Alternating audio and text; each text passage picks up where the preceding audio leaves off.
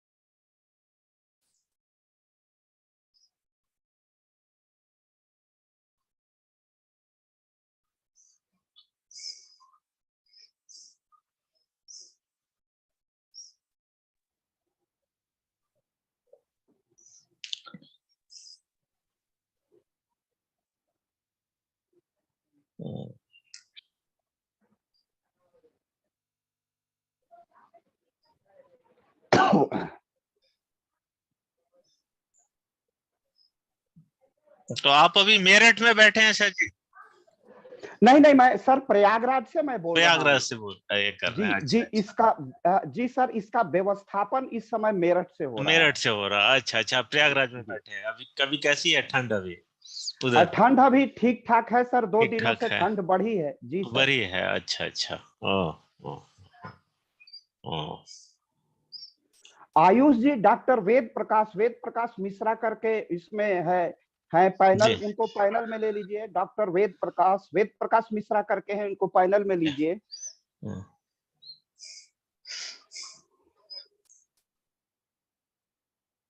आयुष जी, वेद जी को पैनल में ले लीजिए।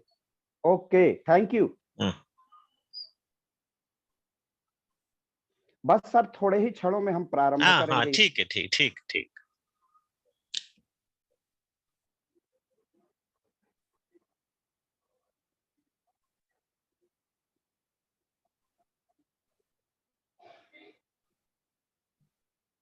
सर प्रयागराज की ये हवाओं ने, पछुआ हवाओं ने ठंड बढ़ा दी है। बढ़ा और इस दिया समय है। अच्छा अच्छा। जी सर, इस हाँ समय अभी तो माघ मेला भी सर चल रहा है। हाँ माघ मेला चल रहा। मैं 10 रोज पहले मतलब लास्ट वीक में था प्रयागराज में। हाँ अरे वाह सर, हम हाँ लोगों का हाँ हाँ दुर्भाग्य कि हम लोग मिल नहीं पाए हाँ आपसे। हाँ, ऐसा ऐसा था कि मैं प्रयागराज भी, अयोध्या, प्रयागराज और वाराणसी में भी गया था। तीनों जी जगह जी एक सर। साथ दर्शन किए। हाँ अरे वाह, मैं वह फिर मैं बहुत लौटा सुंदर हूँ। सर। जी जी हाँ, तीनों जगह मैंने एक साथ दर्शन किए हैं। हाँ अभी मैं भी बहुत सुंदर सर। 14 मतलब 13 14 15 में था ये तीनों जगह पे। हाँ जी जी सर, जी हाँ सर। 13 एक एक रोज रोज। हाँ अब तो काफी रास्ता भी काफी अच्छा बन गया है। और बहुत सर, बहुत और योगी और जी के। और जी माघ मेला की तैयारी मैच में देखा, काफी बृहद पैमाने पे माघ मेला की तैयारी थी। हाँ जी जी जी जी और सर, काफी जी भीड़ सर। भी थी। वाराणसी में भी काफी भीड़ थी, काफी लोग आए हुए थे। मैं 14 15 को मैं संक्रांति के रोज वहां था। हाँ, जी जी सर। ये तो काफी। और अयोध्या भी बहुत चेंज आया है अभी। तो खैर कंस्ट्रक्शन चल रहा है, सारा काम चल रहा है, जी रास्ते जी वगैरह बन सर। रहे हैं, लेकिन काफी कुछ चेंज आया है। इससे पहले भी मैं एक बार जाने का मौका मिला, उसके बाद से अभी तक काफी काफी बदला। शहर में भी काफी बदलाव आया है। बहुत बदलाव आया है सर, जी पूरे जी हाँ उत्तर प्रदेश में बदलाव हाँ की बयार है। हाँ बदलाव आया है ये तो दिखता है। बदलाव दिखाई दे रहा है सर अब।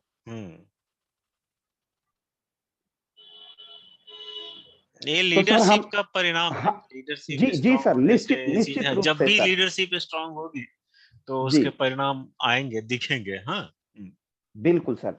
जी तो अब हम लोग शुरू करते हैं। जी डॉक्टर हाँ वेद जी से भी निवेदन करूंगा कि वो अपने वीडियो और को ऑन करें, और शुभम, डॉक्टर शुभम से भी निवेदन करूंगा कि वो अपना वीडियो ऑन करें।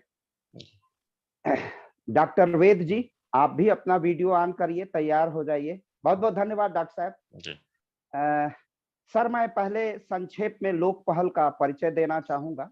लोक पहल सर राष्ट्रीय स्वयंसेवक संघ के स्वयंसेवकों का ही एक सकारात्मक हस्तक्षेप है, और मूलतः यह योगी आदित्यनाथ जी का ही, आदित्यनाथ जी की नीतियों को जनता में लेके जाना और जन समस्याओं को सत्ता प्रतिष्ठान की ओर अग्रसर करना इस जी लोक पहल का मुख्य उद्देश्य है।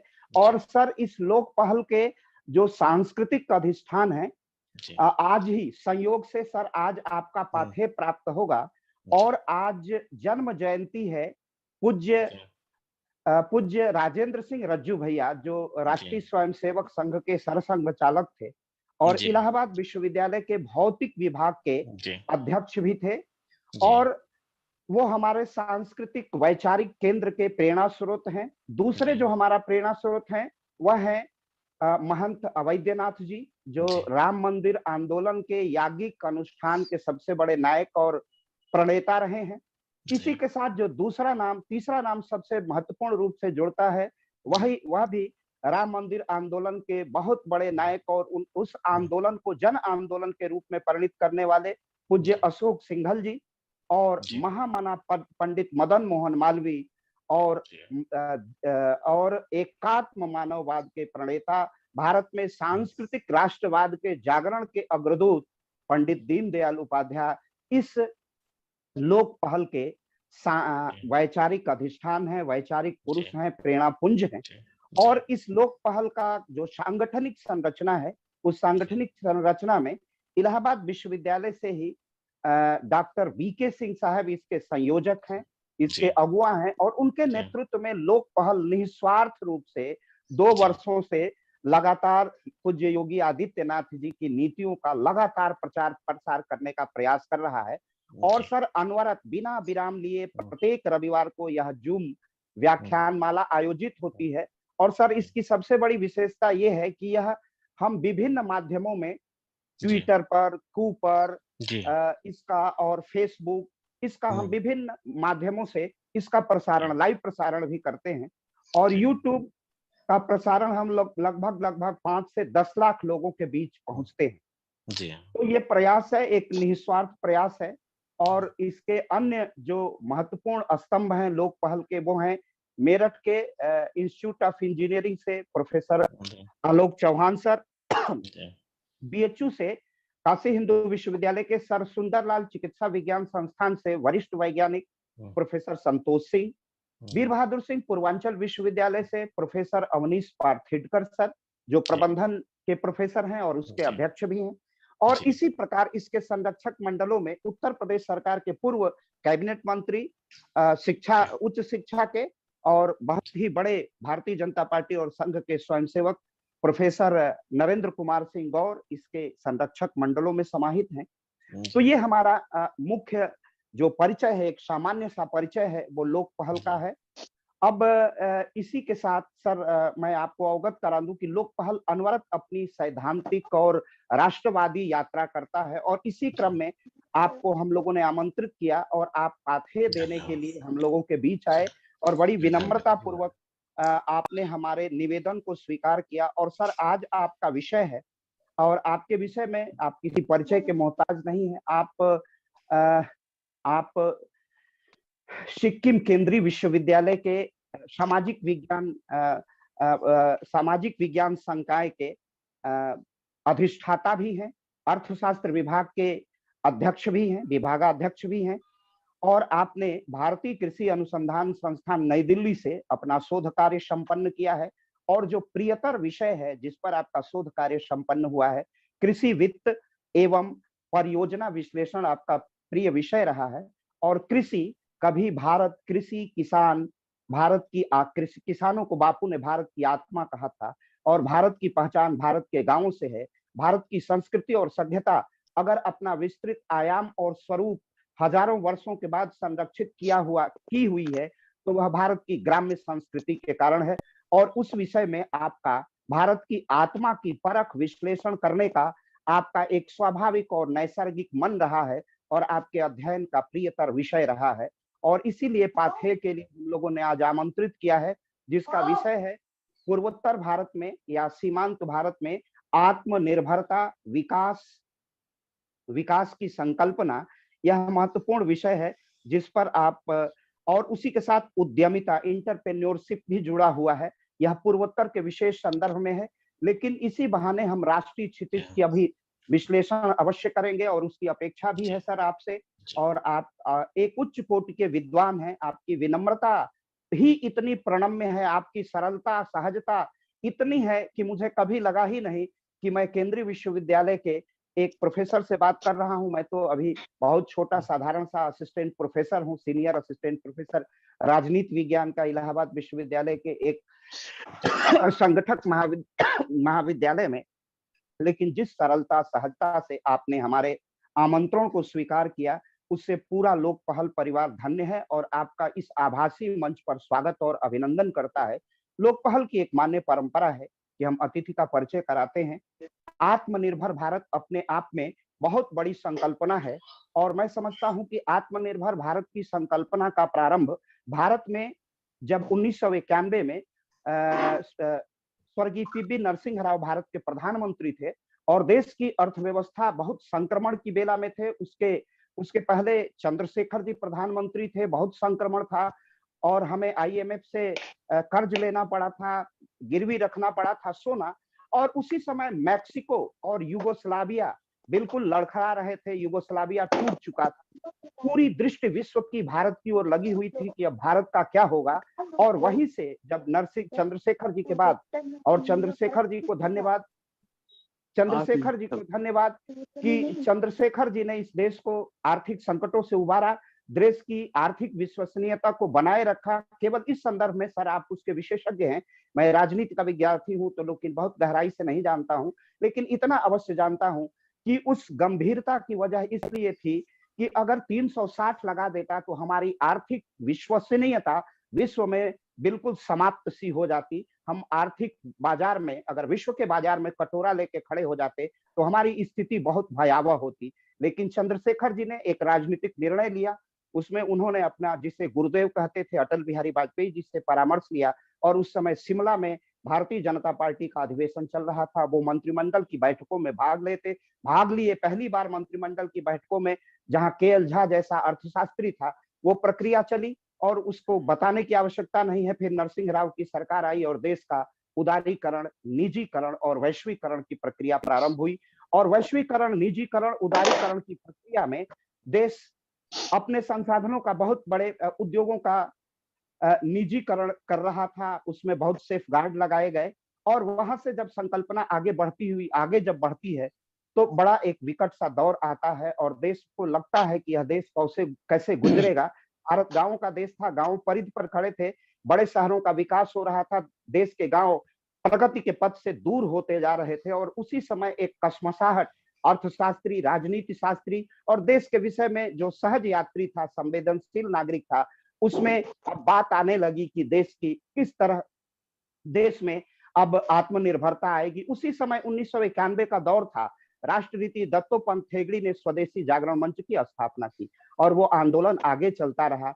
और वहीं से जब बाद में 2014 में एक ऐसी सरकार आती है जिसका उद्देश्य होता है और जो समझ जाती है कि भारत में अब जो विकास की, प्रगति के जो पहिए हैं, उद्योग और कृषि, और जो भारत का विकास होगा उसमें बहुत असमानता है, तो हम किस तरह भारत को आत्मनिर्भर बनाएं। तो फिर एक संकल्पना दिल्ली के लाल किले की प्राचीर से प्रधानमंत्री संकल्प लेते हैं।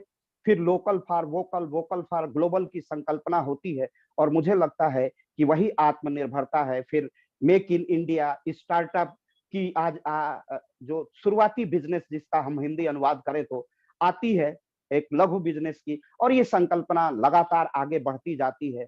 और इसी परिपाठ्य के लिए हमारे बीच एक महनीय अर्थशास्त्री राष्ट्रीय अंतरराष्ट्रीय स्तर पर जिसकी अपनी ख्याति है और विश्वसनीयता है, उसके लिए हम लोगों ने सर को आमंत्रित किया है। लोक पहल की एक सामान्य सी औपचारिकता है कि हम अपनी अतिथि का विधिवत परिचय कराते हैं।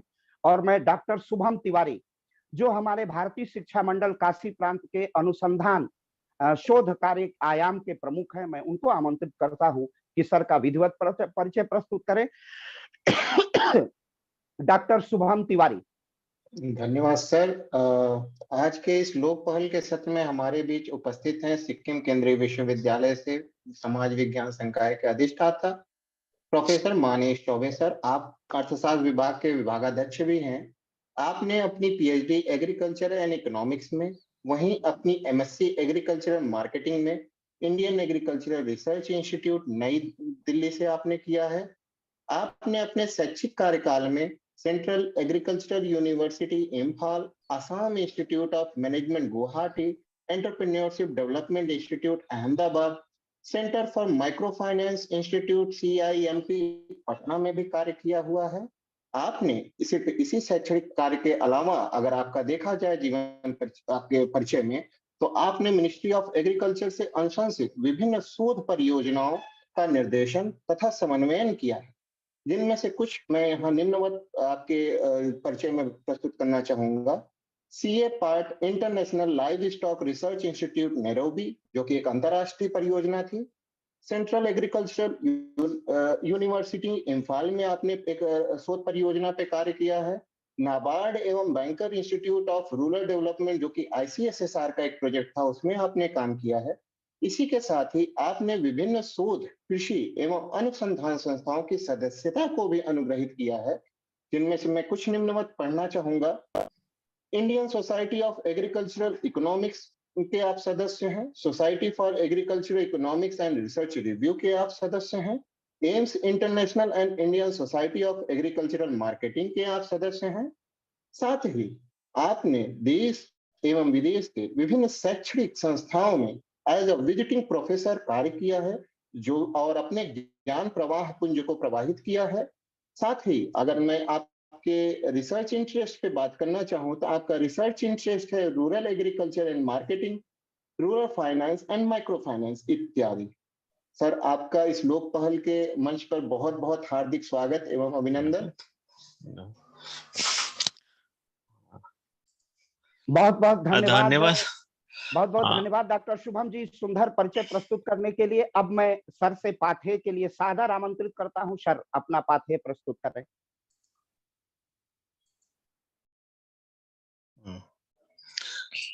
धन्यवाद अखिलेश जी और शुभम जी। काफी आपने बहुत लंबा परिचय दे दिया।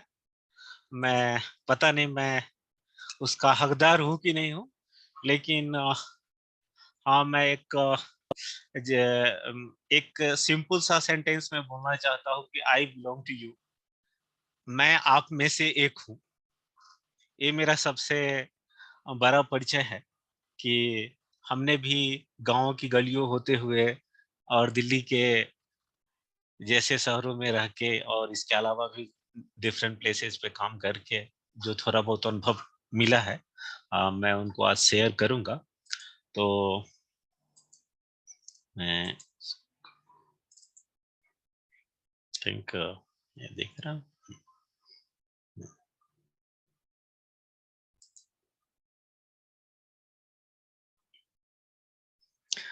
बेसिकली हम जब self reliance, entrepreneurship and development, तीनों चीज काफी रिलेटेड है। जब भी हम बात करते हैं सेल्फ रिलायंस, त्रिपाठी जी ने काफी इलेबोरेट ढंग से बताया कि आज सेल्फ रिलायंस क्यों जरूरी है। आज जो हमारे कंट्री की सिचुएशन है, हमने कोविड के सिचुएशन में देखा और बिफोर कोविड के सिचुएशन में भी हमने हम दुश्मनों से घिरे हुए हैं। कुछ दुश्मन तो हमारे पड़ोस में है, जो चाइना के फॉर्म में या पाकिस्तान के फॉर्म में, या एक दूसरा दुश्मन है जो कि इंटरनेशनल, डिफरेंट इंटरनेशनल एरेना में हमारे दुश्मन है, और वो तरह तरह के दबाव हमारे आर्थिक नीतियों के ऊपर, हमारे सामाजिक नीतियों के ऊपर, हमारे राजनीति नीतियों के ऊपर बार बार टिप्पणी करते हैं और कई बार हमारी स्थिति को गलत ढंग से आंकते हैं। तो हमने जब देखा कि जब हम कॉलोनियल सिचुएशन में थे, उसके बाद का जो सिचुएशन आया उसमें काफी बदलाव आया है। कॉलोनियल सिचुएशन में जब आप देखेंगे, जब हम ड्रेन ऑफ वेल्थ की बात करते हैं, जब आज बीबीसी ने कुछ इश्यूज उठाए तो हमारे गवर्नमेंट ने भी जवाब दिया, क्या बीबीसी उस चीज को प्रकाशित कर सकता है कि हमारे देश को किस तरह लूटा गया, हमारे देश के ऊपर किस तरह अत्याचार किया गया? क्या बीबीसी में दम है कि उस चीज को उजागर करे? यदि वो निरपेक्ष पत्रकारिता की बात करता है कोई भी संस्था, तो क्या वो कर सकता है? तो इसलिए आज भाग्य से हमारे पास एक स्ट्रॉन्ग गवर्नमेंट है जो इन चीजों को जवाब दे सकती है।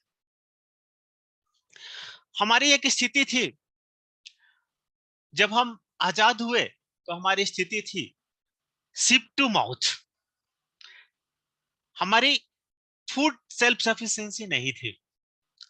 हमारे देश के राजनीतिज्ञों ने, हमारे वैज्ञानिकों ने इस तरह नई वैरायटी के ऊपर काम करके, उनको प्रोपेगेट करके, डिसिमिनेट करके एक ऐसा सिचुएशन लाया कि आज खाद्यान्न में हम न कि आत्मनिर्भर हैं बल्कि हम एक्सपोर्ट भी करते हैं।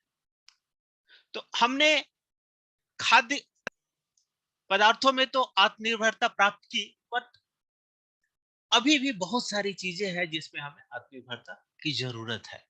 इसलिए जो हमारी वर्तमान सरकार का फोकस है आत्मनिर्भरता,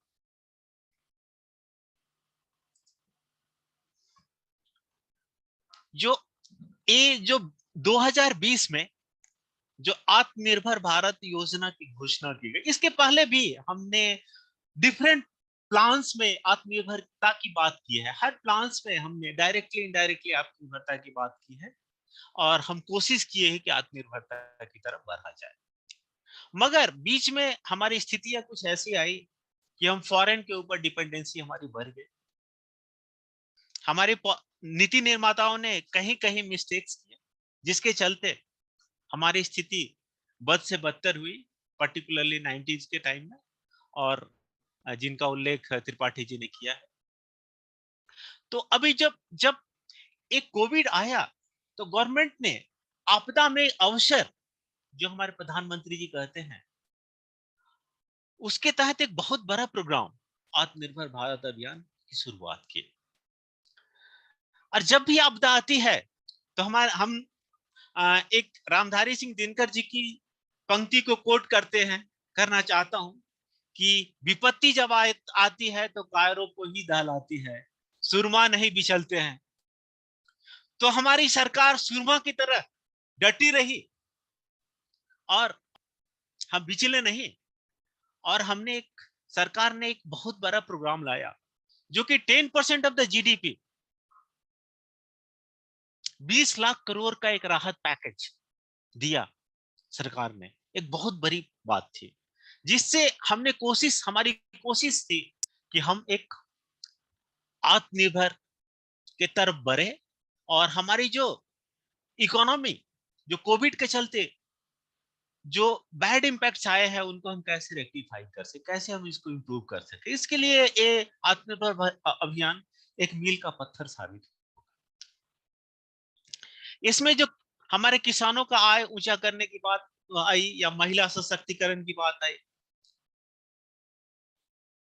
तो अभी जैसे एक वेबसाइट गवर्नमेंट ने ऑलरेडी अपलोड किया हुआ है, किसी को भी यदि डिटेल देखना है तो वेबसाइट में जा सकते हैं और इनकी योजनाओं का लाभ ले सकते हैं। बेसिकली हमारा एकेडमिक्स में, हमारे टीचिंग कम्युनिटी का मेन होता है कि हम एक अवेयरनेस क्रिएट करें युवाओं के बीच, और उनसे जो है युवा उनका लाभ ले सके। इसमें जो कुछ विशेष बातें थी, इसमें जो हमारी लघु और जो कुटीर उद्योग, मजदूर, किसान, ये जो सबसे ज्यादा इंपैक्ट हुआ इस कोविड में, हम उनको कैसे राहत पैकेज दे। जो हमारे गरीब श्रमिक थे, जो पलायन किए, जहां वो मजदूरी करते थे वहां से पलायन करे, ये बहुत एक दर्दनाक स्थिति थी। हम उनको कैसे फिर से पटरी पे लाए, इसके लिए एक एक आत्मनिर्भर प्रोग्राम एक बहुत बड़ा पैकेज साबित होगा और इनसे काफी राहत मिली लोगों को। इसमें जो बेसिक थीम्स थी, लोकल फॉर ग्लोबल। आज हम बात करते हैं एक्सपोर्ट की, तो हम कैसे लोकल से ग्लोबल तक जाए। Make in India for world, इसमें जो दूसरी बात थी, मेक इन इंडिया पे स्ट्रेस दिया गया। हम एक वातावरण, एक इकोसिस्टम बनाए कि न हमारी अपनी कंपनी बल्कि दुनिया भर की कंपनी आकर के हमारे यहाँ इंडस्ट्री लगाए। हम इस तरह, इसीलिए गवर्नमेंट ने कई बार एम्फेसाइज किया कि जो हमारी जो इंडस्ट्रीज है, हम इंपोर्ट नहीं करके हम ऐसा वातावरण बनाए कि वो इंडस्ट्री आकर के यहाँ लगाए। जैसे एप्पल और बहुत सारी इंडस्ट्रीज यहाँ आके लगी है, ये इस नीति का परिणाम था। और जनरली डेमोक्रेसी में सरकार नीति बनाती है और नीति से ही सरकार का एक जजमेंट होता है, पब्लिक परसेप्शन, कि सरकार की नीतियां क्या है, सरकार स्ट्रेस सिचुएशन में, डिस्ट्रेस सिचुएशन में किस तरह काम करती है। एंड वोकल फॉर लोकल, हमारे जो लोकल प्रोडक्ट्स है, हम उनके लिए कैसे वोकल हो। हम केवल इंपोर्टेड चीज पर डिपेंडेंट नहीं रहे, हमारी डिपेंडेंसी जो फॉरेन गुड्स पे है उनको हम कैसे रिड्यूस करें। इसमें बहुत सारे सब प्रोग्राम्स आए, जैसे one nation ration card programme, liquidity injection, जिसमें वो कैपिटल फंडिंग दिया गया, स्पेशल लिक्विडिटी स्कीम और स्वनिधि योजना, बहुत तरह के programme, LTC voucher scheme, festival advance, इस तरह क्या किया कि फ्लो ऑफ कैश फ्लो को बढ़ाया जाए इकोनॉमी में। जब कैश फ्लो बढ़ेगा तो इकोनॉमी डेवलप करेगी। आत्मनिर्भर भारत रोजगार योजना, ये भी एक स्कीम चलाई गई इस आत्मनिर्भर भारत अभियान के तहत। इससे जो लाभार्थी थे, बेसिकली किसान, गरीब नागरिक, काश्तकार, मजदूर, कुटीर उद्योग, लघु उद्योग, मध्यम वर्गीय उद्योग, इस तरह के लोग, मछुआरे, जो पशुपालक, असंगठित क्षेत्र और संगठित क्षेत्र में काम करने वाले व्यक्ति, इनको लाभ दिया गया। इसमें 3.8 करोड़ लोगों को इस योजना का लाभ मिलेगा और टेक्सटाइल इंडस्ट्री में लगभग 4.8 करोड़ लोगों को आर्थिक मदद दी जाएगी। एमएसएमई से जुड़े हुए 11 करोड़ लोगों को फायदा होगा और 10 करोड़ मजदूरों को लाभ प्राप्त होगा। तो ये बहुत बड़ा एक पूरे इकोनॉमी में बूस्टर डोज दिया गया इकोनॉमी को, जिससे इकोनॉमी एक फास्टर ग्रोथ, फास्टर वे में मूव करेगा। और कर्मचारियों और बाकी को बहुत तरह के राहत पैकेज दिए गए। इसमें जो सर्टेन डेटा है, गरीब कल्याण योजना, आत्मनिर्भर .1, और आरबीआई ने भी सपोर्ट किया इस प्रोग्राम्स को, और आरबीआई ने भी 12 लाख करोड़ इंजेक्ट किए हैं इकोनॉमी में। और इसके अलावा प्रधानमंत्री गरीब कल्याण पैकेज योजना, जिसके तहत गरीबों को मुफ्त भोजन मुहैया कराया गया, अन्न मुहैया कराया गया एक। इसके अलावा housing for all, boost for rural employment, इसके अलावा भी सब्सिडरी बहुत सारे स्कीम्स है जो इसमें लाए गए। इसमें जो मूल बातें हैं, make in India mission, private provide good investment opportunity, जो हमें इकोसिस्टम बनाना था, टैक्स में rationalisation of the tax system, नए व्यवसाय को प्रेरित करना इस प्रोग्राम के तहत। और इसी के अंदर आता है हमारी एंटरप्रेन्योरशिप, उद्यमिता को कैसे बढ़ाया जाए, क्योंकि जब तक उद्यमिता को नहीं बढ़ाया जाएगा देश आगे नहीं बढ़ेगा। कैपेबल ह्यूमन रिसोर्सेज तो है, इंडिया चाइना के बाद सेकेंड लार्जेस्ट कंट्री है इन टर्म्स ऑफ पॉपुलेशन।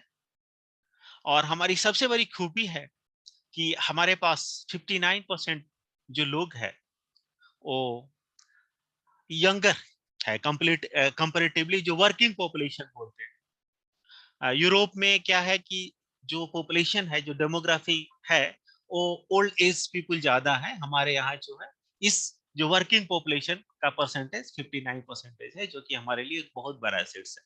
लेकिन उसको कैपेबल कैसे बनाया जाए, ह्यूमन को, ह्यूमन रिसोर्स, पॉपुलेशन को ह्यूमन रिसोर्स में कैसे कन्वर्ट किया जाए, उसको ह्यूमन कैपिटल में कैसे कन्वर्ट किया जाए, इस प्रोग्राम के तहत एक उद्देश्य रहा है। और एक फिनेंशियल सिस्टम, हमारा एक गुड फिनेंशियल सिस्टम बने, और सप्लाई चेन में, एग्रीकल्चर सप्लाई चेन में कैसे इम्प्रूवमेंट किया जाए। इस राहत पैकेज के अंदर में ये सारे प्रोग्राम्स हैं। जो हम आत्मनिर्भर भारत की बात करते हैं, इसमें इन्होंने 5 पिलर्स बताए हमारे माननीय प्रधानमंत्री ने। इकोनॉमी में we are not concern only the growth. हम जो बात करते हैं, अब बात होती है क्वांटम जंप की बात। हमारा ग्रोथ, जो अर्थशास्त्रियों ने जो हिंदू ग्रोथ रेट की बात की पहले, वो हिंदू ग्रोथ रेट से अब काम नहीं चलेगा। हमारा एक क्वांटम जंप होना चाहिए, not only incremental changes. Infrastructure जो कि मॉडर्न इंडिया को रिप्रेजेंट करे, सिस्टम जो कि टेक्नोलॉजी ड्रिवन, डेमोग्राफी जो कि वाइब्रेंट डेमोग्राफी हो, और demand for full utilisation of power of demand and supply. तो बेसिकली इसके ऊपर इन्होंने फोकस किया, और इसके लिए जो रिफॉर्म्स इन्होंने बात की, और सप्लाई चेन रिफॉर्म्स एग्रीकल्चर में, हालांकि इसमें बहुत सारे इस विरोध भी हुए, बट एक रिफॉर्म की प्रक्रिया कंटिन्यूअस चल रही है। और अभी भी बहुत सारे प्राइवेट सेक्टर्स हैं जो कि एग्रीकल्चर सेक्टर्स में इंटर कर रहे हैं। Rationalisation of tax system, simple and clear laws, and capable human resource and strong financial system से बेसिकली इन बातों पे फोकस किया गया। हम क्यों चाहिए, क्यों हमें आत्मनिर्भर की बात क्यों करनी? तो अभी हमारी जो डिपेंडेंसी है, आप दूसरे कंट्री को छोड़ दीजिए, आप चाइना के ऊपर लीजिए, जो कि एक एनिमल कंट्री के रूप में है हमारा, लेकिन हमारी डिपेंडेंसी बहुत ज्यादा है। और पार्टिकुलरली जो हमारा जो अभी ट्रेड डिफिसिट है, काफी ज्यादा है जो चाइना के साथ। और दूसरी बात है, जो हमारा लगभग 33.6 बिलियन डॉलर का जो आयात है जो चाइना के साथ, उसमें जो कमोडिटीज है, आप सरप्राइज करेंगे, उसमें बहुत सारे कमोडिटीज है। एग्रोबिस्ट है जो कि हम यहाँ प्रोड्यूस कर सकते हैं, हम उसको रिप्लेस कर सकते हैं। ड्रग फॉर्मुलेशन है, ड्रग फॉर्मुलेशन हमारे यहाँ एम्पल अपॉर्चुनिटीज है। केमिकल्स है, ऑटोमोबाइल्स है, कंपोनेंट्स है, हैंडीक्राफ्ट्स है, कॉस्मेटिक्स है, कंज्यूमर ड्यूरेबल्स है। हम इन चीजों का आयात चाइना से करते हैं। हम इनको सब्स्टिट्यूट कर सकते हैं यदि हम अपना लोकल मैन्युफैक्चरिंग के ऊपर स्ट्रेस दें, यदि हम इकोसिस्टम बनाए, तो हम 25 से 30% डिपेंडेंसी एटलीस्ट हम कम कर सकते हैं। और हमारा जो ट्रेड डिफिसिट है चाइना के साथ, वो हम काफी हद तक कम कर सकते हैं। इसी के साथ जो दूसरे कंट्री के साथ भी हमारा जो ट्रेड डिफिसिट है उसको कम कर सकते हैं यदि हम लोकल मैन्युफैक्चरिंग को बढ़ावा दें। इसके लिए एक जो रिफॉर्म्स किए जाने जरूरी है वो, तो बेसिकली हमें डिपेंडेंसी जो है कम करनी है, हमारा एक्सपोर्ट बढ़ाना है और इंपोर्ट कम करना है। इसके लिए क्या है, हमारा लोकल मैन्युफैक्चरिंग, लोकल जो एग्रीकल्चर है, लोकल जो हमारे सर्विस सेक्टर्स है, जो हमारे कंप्यूटर्स है, आईटी सेक्टर्स है, उनको कैसे हम प्रमोट करें, इनके लिए हम इंसेंटिव्स दें और इनको कैसे प्रमोट कर लिया। और ये 20 लाख, मोर देन 20 लाख का इंजेक्शन जो है, जो दिया गया है, इतने मनी एक साथ इकोनॉमी में फ्लो करना एक बहुत बड़ी बात है, जो पहली बार भारत के इतिहास में आप कहेंगे कि एक पहली बार हुआ है कि 20 लाख करोड़। और जब हम टोटल काउंट कर रहे हैं इंक्लूडिंग आरबीआई इंसेंटिव्स, तो लगभग 29 लाख करोड़ का जो 13% ऑफ द जीडीपी है, वो एक साथ इंजेक्ट किया गया इकोनॉमी में। और जब भी आप एक इस तरह का डोज देते हैं इकोनॉमी को, तो इकोनॉमी ग्रो करेगा, और ये फास्टर ग्रोथ जो कि क्वांटम जंप की बात हम करते हैं, होप की क्वांटम जंप होगा। हम एंटरप्रेन्योरशिप की बात क्यों कर रहे हैं? जब हम नॉर्थ ईस्ट पे हम बाद में आएंगे, लेकिन एंटरप्रेन्योरशिप की जो हम बात कर रहे हैं कि एंटरप्रेन्योर कौन है, हम देख रहे हैं कि बहुत सारे जो एरियाज है कंट्री के, वो कंपैरेटिवली ज्यादा डेवलप करे किए as compare to eastern and north eastern part of the country. कारण क्या है? ऐसा नहीं कि लैंड हमारे फर्टाइल नहीं थे। आप बिहार, यूपी या आप नॉर्थ ईस्ट के लैंड देखेंगे कंपैरेटिवली फर्टाइल है। ऐसा नहीं कि लोग मेहनती नहीं है, लोग भी मेहनती है, लेकिन जो सबसे बड़ा प्रॉब्लम है रिस्क टेकिंग। आप देखेंगे कि एक राजस्थान से मारवाड़ी और एक गुजरात से Gujarati across the world business कर रहे हैं, वो रिस्क लेते हैं, वो बिजनेस करते हैं। आप नॉर्थ ईस्ट के हर शहर को जो मेन शहर बनाया गया है उसमें देखेंगे कि मारवाड़ी या गुजराती समाज का एक बहुत बड़ा कंट्रीब्यूशन रहा है। उन्होंने रिस्क लिया। हम कहते हैं कि जनरली हम बात करते हैं अपॉर्चुनिटी नहीं है, ये प्रॉब्लम्स है, वो प्रॉब्लम्स है, बट उन्होंने रिस्क लिया। जो रिस्क लेगा वो एंटरप्रेन्योर बनेगा। तो रिस्क लेकर के जो रिस्क जिसके पास में, क्योंकि रिस्क एंड अनसर्टेनिटी हर जगह है, आप में रिस्क लेने की कैपेबिलिटी है या नहीं, या जिसमें भी है वो एंटरप्रेन्योर है। Very simple. क्योंकि अपॉर्चुनिटी हर जगह है। हम आपदा को कैसे अवसर में बदल सकते हैं? अपॉर्चुनिटी हर जगह है।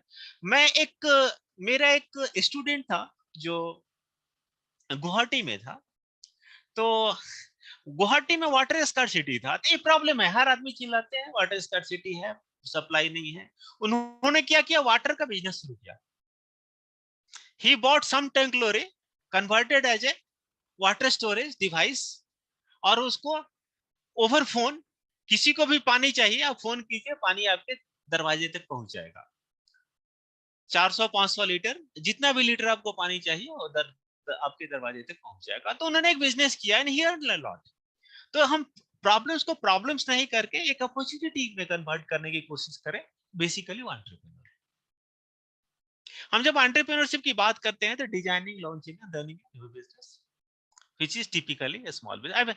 हम दोनों लैंग्वेज यूज करेंगे क्योंकि हमारे पढ़ाने का जो यहाँ जो मीडियम ऑफ इंस्ट्रक्शन होता है इंग्लिश होता है, तो लेकिन मैं उसको हिंदी में अनुवाद करके आपको जितना सरलता से हो सके मैं कोशिश करूंगा। और तो बेसिकली हम जब एंटरप्रेन्योरशिप क्यों जरूरी है, क्योंकि हम देखेंगे कि दुनिया की वो कंट्री, वो रीजन डेवलप किए जिनमें एंटरप्रेन्योरशिप थी। आज अंग्रेजों ने आके इंडिया पे राज किया, उसका एक बहुत बड़ा कारण था उनमें एंटरप्रेन्योरशिप थी। वो वहां से यहाँ तक आए, इन्होंने बिजनेस शुरुआत की, इन्होंने यहाँ के कमजोरियों को ऑब्जर्व किया, और उसके बाद एक इतने बड़े कंट्री को एक छोटा सा कंट्री गुलाम बना देता है। एक बहुत बड़ी बात है, इतिहास से हमको सीखना चाहिए, इसीलिए हम इतिहास पढ़ते हैं। हम भले ही किसी को दोस्त थे, लेकिन हमारी सामाजिक परिस्थिति उस तरह की थी जिसके चलते किसी ने आकर के, उतनी दूरी से आकर के किसी ने आपको गुलाम बना दिया। और आज भी कुछ चीजों के लिए उनके ऊपर हम उनके गुलाम हैं। अभी भी हम लैंग्वेज में उनके गुलाम हैं। अभी भी अंग्रेज तो चले गए, अंग्रेजी नहीं गए। और आज भी जब जापान में जापानीज में रिसर्च हो सकते हैं, जब जर्मनी में जर्मन में रिसर्च हो सकते हैं, जब रशिया में, तो इंडिया के पॉलिसी मेकर्स बोले नहीं नहीं, इंग्लिश में ही होगा सब काम है। तो एक बहुत बड़ी बात है। तो कारण क्या है? चूंकि हम डिवाइडेड हैं, और इसके चलते तो हम जो रिस्क लेने की कैपेबिलिटीज हमारे में कम थी, और आज भी हम एंटरप्रेन्योरशिप की तरफ कंपैरेटिवली कम जा पा रहे हैं। हमें बात करेंगे क्रिएटिविटी। जो क्रिएटिविटी बहुत जरूरी है एंटरप्रेन्योरशिप के लिए, क्योंकि आप यदि मीटू की बात करेंगे, दूसरा कर रहा है, एक साइकिल का दुकान उसने खोला, पड़ोसी ने, हम भी साइकिल की दुकान खोल लेंगे, है ना, हम भी पैसा कमाएंगे। तो उस तरह की सोच से आप राइज नहीं कर सकेंगे। आप एक राइज करना पड़ेगा, आपको सोचना पड़ेगा एक नए तरीके से, एक क्रिएटिविटी देखना पड़ेगा, और क्रिएटिविटी को अपॉर्चुनिटी, और अपॉर्चुनिटी को फिर बिजनेस में कन्वर्ट करने की कैपेबिलिटी होनी चाहिए। हम एक जो हम अर्थशास्त्री बेसिकली इंडेक्स पे काफी स्ट्रेस देते हैं, तो एक इंटरनेशनल इंडेक्स है जो मैं आपको दिखाना चाहता हूं। तो बेसिकली कोई कंट्री क्यों डेवलप किया, एक बहुत बड़ा रीजन है कि वहां पे एंटरप्रेन्योरियल एक्टिविटी कितना ज्यादा था, लोगों ने कितना, और समाज उसको कितना इंपॉर्टेंस देता है। सबसे बड़ी बात है कि हमारी सामाजिक परिवेश ऐसा होना चाहिए जो इस तरह के एंटरप्रेन्योरशिप को मोटिवेट करे, प्रमोट करे, हेल्प करे, प्रेज करे। तो इंडेक्स बेसिकली कितने लोग जो है, जो हमारे टोटल लेबर फोर्स में से कितने लोग जो है एंटरप्रेन्योरियल एक्टिविटी विगत 3-3.5 सालों में लिया है, उस का एक डेटा था सिंपली। तो ये डिफरेंट कंट्रीज का है। तो हम देखेंगे कि ये 3 टाइप से एंटरप्रेन्योरशिप डेवलप हुआ है, डिफरेंट कंट्रीज को डिवाइड किया गया है। तो कुछ कंट्री है जहां पे फैक्टर ड्रिवन इकोनॉमीज है। कोई कोई इंडस्ट्री उस कंट्री में जाता है, उसका मेजर कारण है कि वहां पे लेबर चीप है या दूसरी बात हो सकती है। तो इस तरह से कुछ कंट्री है जो इफिशिएंसी ड्रिवन इकोनॉमी है, जैसे चाइना। चाइना क्यों पूरे दुनिया का मैन्युफैक्चरिंग हब बना? क्योंकि वो इफिशिएंसी ड्रिवन इकोनॉमी पे फोकस किया, कैसे कम से कम कॉस्ट में ज्यादा से ज्यादा प्रोड्यूस किया जाए और इंटरनेशनल मार्केट को में कैसे चीपेस्ट प्रोडक्ट अवेलेबल कराए जाए। उनका जो बेसिकली हम इफिशिएंसी की बात करते हैं, एक इफिशिएंसी ड्रिवन इकोनॉमी है। और कुछ कंट्री जो डेवलप किया, अभी जो हम बात करते हैं इनोवेशन ड्रिवन, जो टेक्नोलॉजी ड्रिवन इकोनॉमीज, जो हम आपको जो फैक्ट्री ड्रिवन इकोनॉमी है, जो इजिप्ट, अल्जीरिया, इंडिया, फिलिस्तीन, इस तरह पाकिस्तान, इस तरह के जो कंट्री, बांग्लादेश, इसमें जो डेवलप हुए वो बेसिकली फैक्ट्री ड्रिवन हम कहेंगे, क्योंकि नेचुरल रिसोर्सेज है, अनस्किल्ड लेबर है, उनको हम बेसिकली वो चीप लेबर अवेलेबल थे और इंडस्ट्रीज डेवलप हुई। इफिशिएंसी ड्रिवन इकोनॉमी जो ब्राजील, चाइना, रशिया, इंडोनेशिया, इन कंट्रियों में क्या हुआ कि इफिशिएंसी ड्रिवन इकोनॉमी डेवलप हुई। इफिशिएंसी ड्रिवन इकोनॉमी हम इसलिए बोल रहे हैं कि वहां पे हम कैसे मिनिमम कॉस्ट से मैक्सिमम प्रोड्यूस कर सके, कैसे हम इफिशिएंट हो कि हमारा प्रोडक्ट कॉम्पिटिटिव हो थ्रू आउट द वर्ल्ड। एक तीसरी जो एंटरप्रेन्योरियल एक्टिविटी आई अभी, जो जिसके चलते अभी देखते यूएसए, यूके, जापान और कोरिया, अब देखेंगे कि मोस्ट ऑफ द जो मल्टीनेशनल कंपनीज है इन कंट्रीज की है, और इन्होंने इनोवेशन के ऊपर फोकस किया, कैसे न्यू टेक्नोलॉजी लाया जाए, कैसे उनको इनोवेट। तो बेसिकली जब इनोवेशन की बात किया तो इन्होंने क्या, तो इनकी कंट्री, इनकी जो इंडस्ट्रीज थी थ्रू आउट द वर्ल्ड आइए।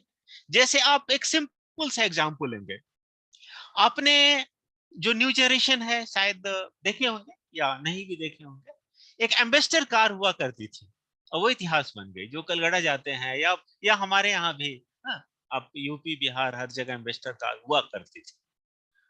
वो क्या हुआ, वो एक ही टाइप का डिजाइन, एक ही टाइप का चीज को सब दिन रखे, उन्होंने कभी भी इनोवेशन के ऊपर ध्यान नहीं दिया। और क्या हुआ, कार मैन्युफैक्चरिंग में बहुत सारी कंपनी आई जिन्होंने मार्केट को कैप्चर किया, लोग कंपैरेटिवली नई वेराइटीज ऑफ कार को पसंद करने लगे, और अंत में क्या हो गया, एम्बेसडर मार्केट से बाहर हो गया और एम्बेसडर कंपनी बंद हो गई, जो हिंदुस्तान मोटर्स कंपनी थी कलकत्ता में, वो बंद हो गई। तो हमें इनोवेशन के ऊपर ध्यान देना पड़ेगा। अभी हमारे यहाँ, हमारे इंडिया में भी बहुत सारी कंपनी जा रही है जो इनोवेशन के ऊपर काम कर रही है। आप हमारे नए एंटरप्रेन्योर्स हैं जो नए नए आइडियाज के साथ आ रहे हैं, हम कुछ आइडियाज के ऊपर डिस्कस भी करेंगे। बेसिकली ये कंट्रीज को डिवाइड किया गया एंटरप्रेन्योर, जो हम कितने फ्रेंडली हैं एंटरप्रेन्योर के साथ, एंटरप्रेन्योरशिप फ्रेंडली नेशन। जब हम देखेंगे US, Canada, Australia, Sweden, Denmark, Taiwan, Finland, Netherlands, ये कंट्री, जब हम लोएस्ट स्कोर में जाएंगे तो जो, और अब देखेंगे जो गरीब कंट्रीज है वो, उसका एक मेन रीजन है, जब हम देखते हैं कि वो एंटरप्रेन्योरशिप फ्रेंडली नहीं है, क्योंकि वो हमारा सामाजिक ताना बाना उनका इस टाइप का है कि वो एंटरप्रेन्योरशिप को प्रमोट नहीं कर पा रहे हैं, और जो कि इनके बेसिकली लिस्ट डेवलप होने का या लेस डेवलप होने का कारण है। क्योंकि हमारे जो सोशल टैबूज है, जो हमारी सामाजिक संरचना है, वो एंटरप्रेन्योरशिप को बढ़ावा नहीं दे पा रही है। जहां बढ़ावा दे रही है वो स्टेट, उस जगह, उस सोसाइटी, वो कम्युनिटी कंपैरेटिवली डेवलप कर रहा है। बेसिक कैरेक्टरिस्टिक्स क्या होना चाहिए एक एंटरप्रेन्योर में? रिस्पॉन्सिबिलिटी लेने की बात। किसी भी आप किसी भी धंधे में रिस्पॉन्सिबिलिटी एक बहुत बड़ी चीज है। देन दूसरा चीज रिस्क एलिमिनेटर। आपको रिस्क लेने की क्षमता होनी चाहिए। बिना रिस्क का कुछ भी पॉसिबल नहीं है। आपका डिटर्मिनेशन होना चाहिए, कॉन्फिडेंस होना चाहिए, हाई लेवल ऑफ एनर्जी होना चाहिए, फ्यूचर ओरिएंटेशन होना चाहिए। आप फ्यूचर में कुछ करना चाहते हैं, यदि इस तरह की क्वालिटी है तो वो एंटरप्रेन्योर बन सकते हैं या वो है।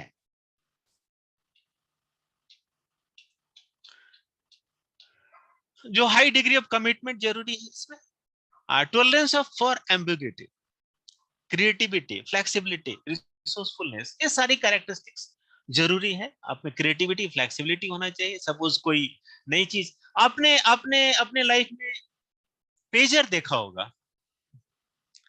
पेजर मार्केट में आया, अब वो मार्केट से बाहर हो गया, क्योंकि क्या हुआ कि इनोवेशन, नई नई चीज आई, मोबाइल फोन्स आई, है ना। मोबाइल फोन्स में भी सिंपल फोन्स आए, नाउ स्मार्टफोन्स आ गए। हो सकता है कल को कुछ और आए, है ना। बहुत सारी इनोवेशन हो रहे हैं। तो जो इंडस्ट्री उसी में रह गई कि नहीं हमको यही करना है जिंदगी में, तो वो इंडस्ट्री क्लोज डाउन हो गई। जिस जिस इंडस्ट्री ने, जिस लोगों ने चेंजेस को एक्सेप्ट किया, तो वो आगे बढ़ते चले गए। Willingness to work hard, definitely किसी भी प्रोफेशन में हार्ड वर्क नेसेसरी है। इसी तरह एंटरप्रेन्योरशिप में तो दो तीन चीज जो बेसिक कैरेक्टरिस्टिक्स की बात करते हैं। एक होते अपॉर्चुनिटी एंटरप्रेन्योर्स, ठीक है, क्योंकि अपॉर्चुनिटी देखा, उन्होंने कुछ स्टार्ट कर लिया, ठीक है। दूसरा होता है नेसेसिटी, क्योंकि कुछ लोग कहते हैं कि अच्छा हमें कोई काम नहीं मिला तो हमने ये धंधा शुरू किया, अच्छी बात है। एक सीरियल एंटरप्रेन्योर होते हैं जो कि वो बार बार वो न्यू आइडियाज पे काम करते हैं और कुछ नई नई इनोवेशंस करते हैं और नए नए एंटरप्राइज सेटअप करते हैं। तो बेनिफिट्स बेसिकली, आप अब जब एंटरप्रेन्योर एक अपना डेस्टिनी क्रिएट करता है, एक सोसाइटी में एक डिफरेंस, एक एक अलग तरह के व्यक्ति, जैसे आप आज टाटा, अंबानी, अदानी या जो भी इंडस्ट्रीज हैं उनका नाम लेते हैं, क्योंकि एक इन्होंने एक बेस लेवल से स्टार्ट किया, बहुत सारे इंडस्ट्रीज में आज विप्रो या किसी भी इंडस्ट्रीज का ले, और आज यहाँ तक पहुंचे हैं। तो बट नेचुरल एक उन्होंने डिफरेंस क्रिएट किया है। आप एक फुल पोटेंशियल में पहुंच सकते हैं और इम्प्रेसिव प्रॉफिट आप कमा सकते हैं और सोसाइटी को कंट्रीब्यूट कर सकते हैं। आज जो CSR है, जो कॉर्पोरेट सोशल रिस्पांसिबिलिटी के तहत जो सोसाइटी को एक बहुत बड़ा फंड मिल रहा है, वो इंडस्ट्री से मिल रहा है और बेसिकली एंटरप्रेन्योर्स है जो कि इनको सोसाइटी के में डिफरेंट एक्टिविटीज के लिए फंड प्रोवाइड करते हैं। तो कुछ ड्रॉबैक्स है, क्योंकि अनसर्टेनिटी ऑफ इनकम होगी, बट नेचुरल है, और risk of losing your entire investment. यदि आप रिस्क लेने की कैपेबिलिटी नहीं है तो आप इसके तरफ ना जाएं, ठीक है। बेसिकली इसके लिए जरूरी क्या है कि एंटरप्रेन्योरशिप को हम ऐसे हीरोज, आजकल क्या है, हम जो फिल्मों में जो काम करते हैं उनको हीरोज बना देते हैं, लेकिन सोसाइटी में यदि कोई काम करना चाहता है, कोई एक्टिविटीज करना चाहता है, कोई प्रॉफिट मेकिंग या जो भी है अपना एंटरप्राइज सेटअप करना पड़ता है, हम उनको एक नेग्लेक्ट करते हैं। हमें आज जो जॉब सीकर माइंडसेट है, उसके चलते बहुत लोग एंटरप्रेन्योरशिप की तरफ नहीं जा पाते।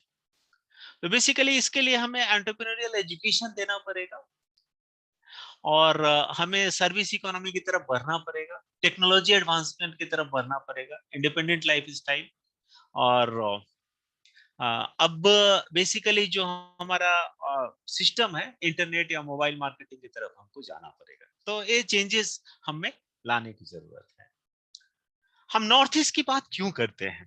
नॉर्थ ईस्ट की बात, अब हम नॉर्थ ईस्ट के ऊपर आते हैं। ये चीज इंडिया के लिए भी एप्लीकेबल है, इंडिया के किसी पार्ट के लिए, क्योंकि हमें एक बैलेंस डेवलपमेंट चाहिए कंट्री का।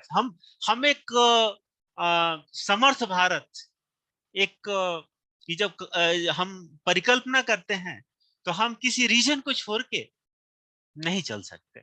हमें रीजनल बैलेंस जरूरी है, हर रीजन का बैलेंस डेवलपमेंट को, तभी पूरे भारत का डेवलपमेंट हो सकता है। कई बार क्या होता है, जब हम इन्वेस्टर फंडिंग की बात होती है तो हम नॉर्थ ईस्ट को ओवरलुक करते हैं, क्योंकि लोगों को पता नहीं है कि नॉर्थ ईस्ट में अपॉर्चुनिटीज है। और एक स्टार्टअप इकोसिस्टम की कमी है जो कि चैलेंजिंग है। अब धीरे धीरे एक इकोसिस्टम बनाने की कोशिश की गई है डिफरेंट प्रोग्राम्स के तहत। हमारा नॉर्थ ईस्ट काउंसिल है या नेडफी है, या हमारे इवन इफ हमारा जो प्रोग्राम है आत्मनिर्भर भारत, इनके तहत भी एक इकोसिस्टम बनाने की कल कोशिश की गई है कि लोग ज्यादा से ज्यादा एंटरप्रेन्योरशिप को एक्सेप्ट करें। क्योंकि जो जॉब मार्केट है, जो पर्टिकुलरली आइदर गवर्नमेंट या प्राइवेट सेक्टर्स, तो जॉब मार्केट सैचुरेटेड हो रहा है दिनों दिन। मार्केट में जो डिमांड है, क्योंकि जो टेक्नोलॉजिकल एडवांसेस हो रहे हैं, इसके चलते क्या होगा कि बहुत सारे जॉब्स में डिमांड फॉर ह्यूमन कम होगा और demand for machine capital comparatively ज्यादा होगा। तो यदि हम इस तरह का एजुकेट करें, ह्यूमन कैपिटल डेवलप करें कि वो ह्यूमन एटलीस्ट वो केवल अनस्किल्ड नहीं हो, एक स्किल्ड के फॉर्म में हो, जो कि वो टेक्नोलॉजी को भी जानता हो, तो उसके लिए मार्केट है। जो अनस्किल्ड है उनके लिए मार्केट धीरे धीरे कम होती जाएगी।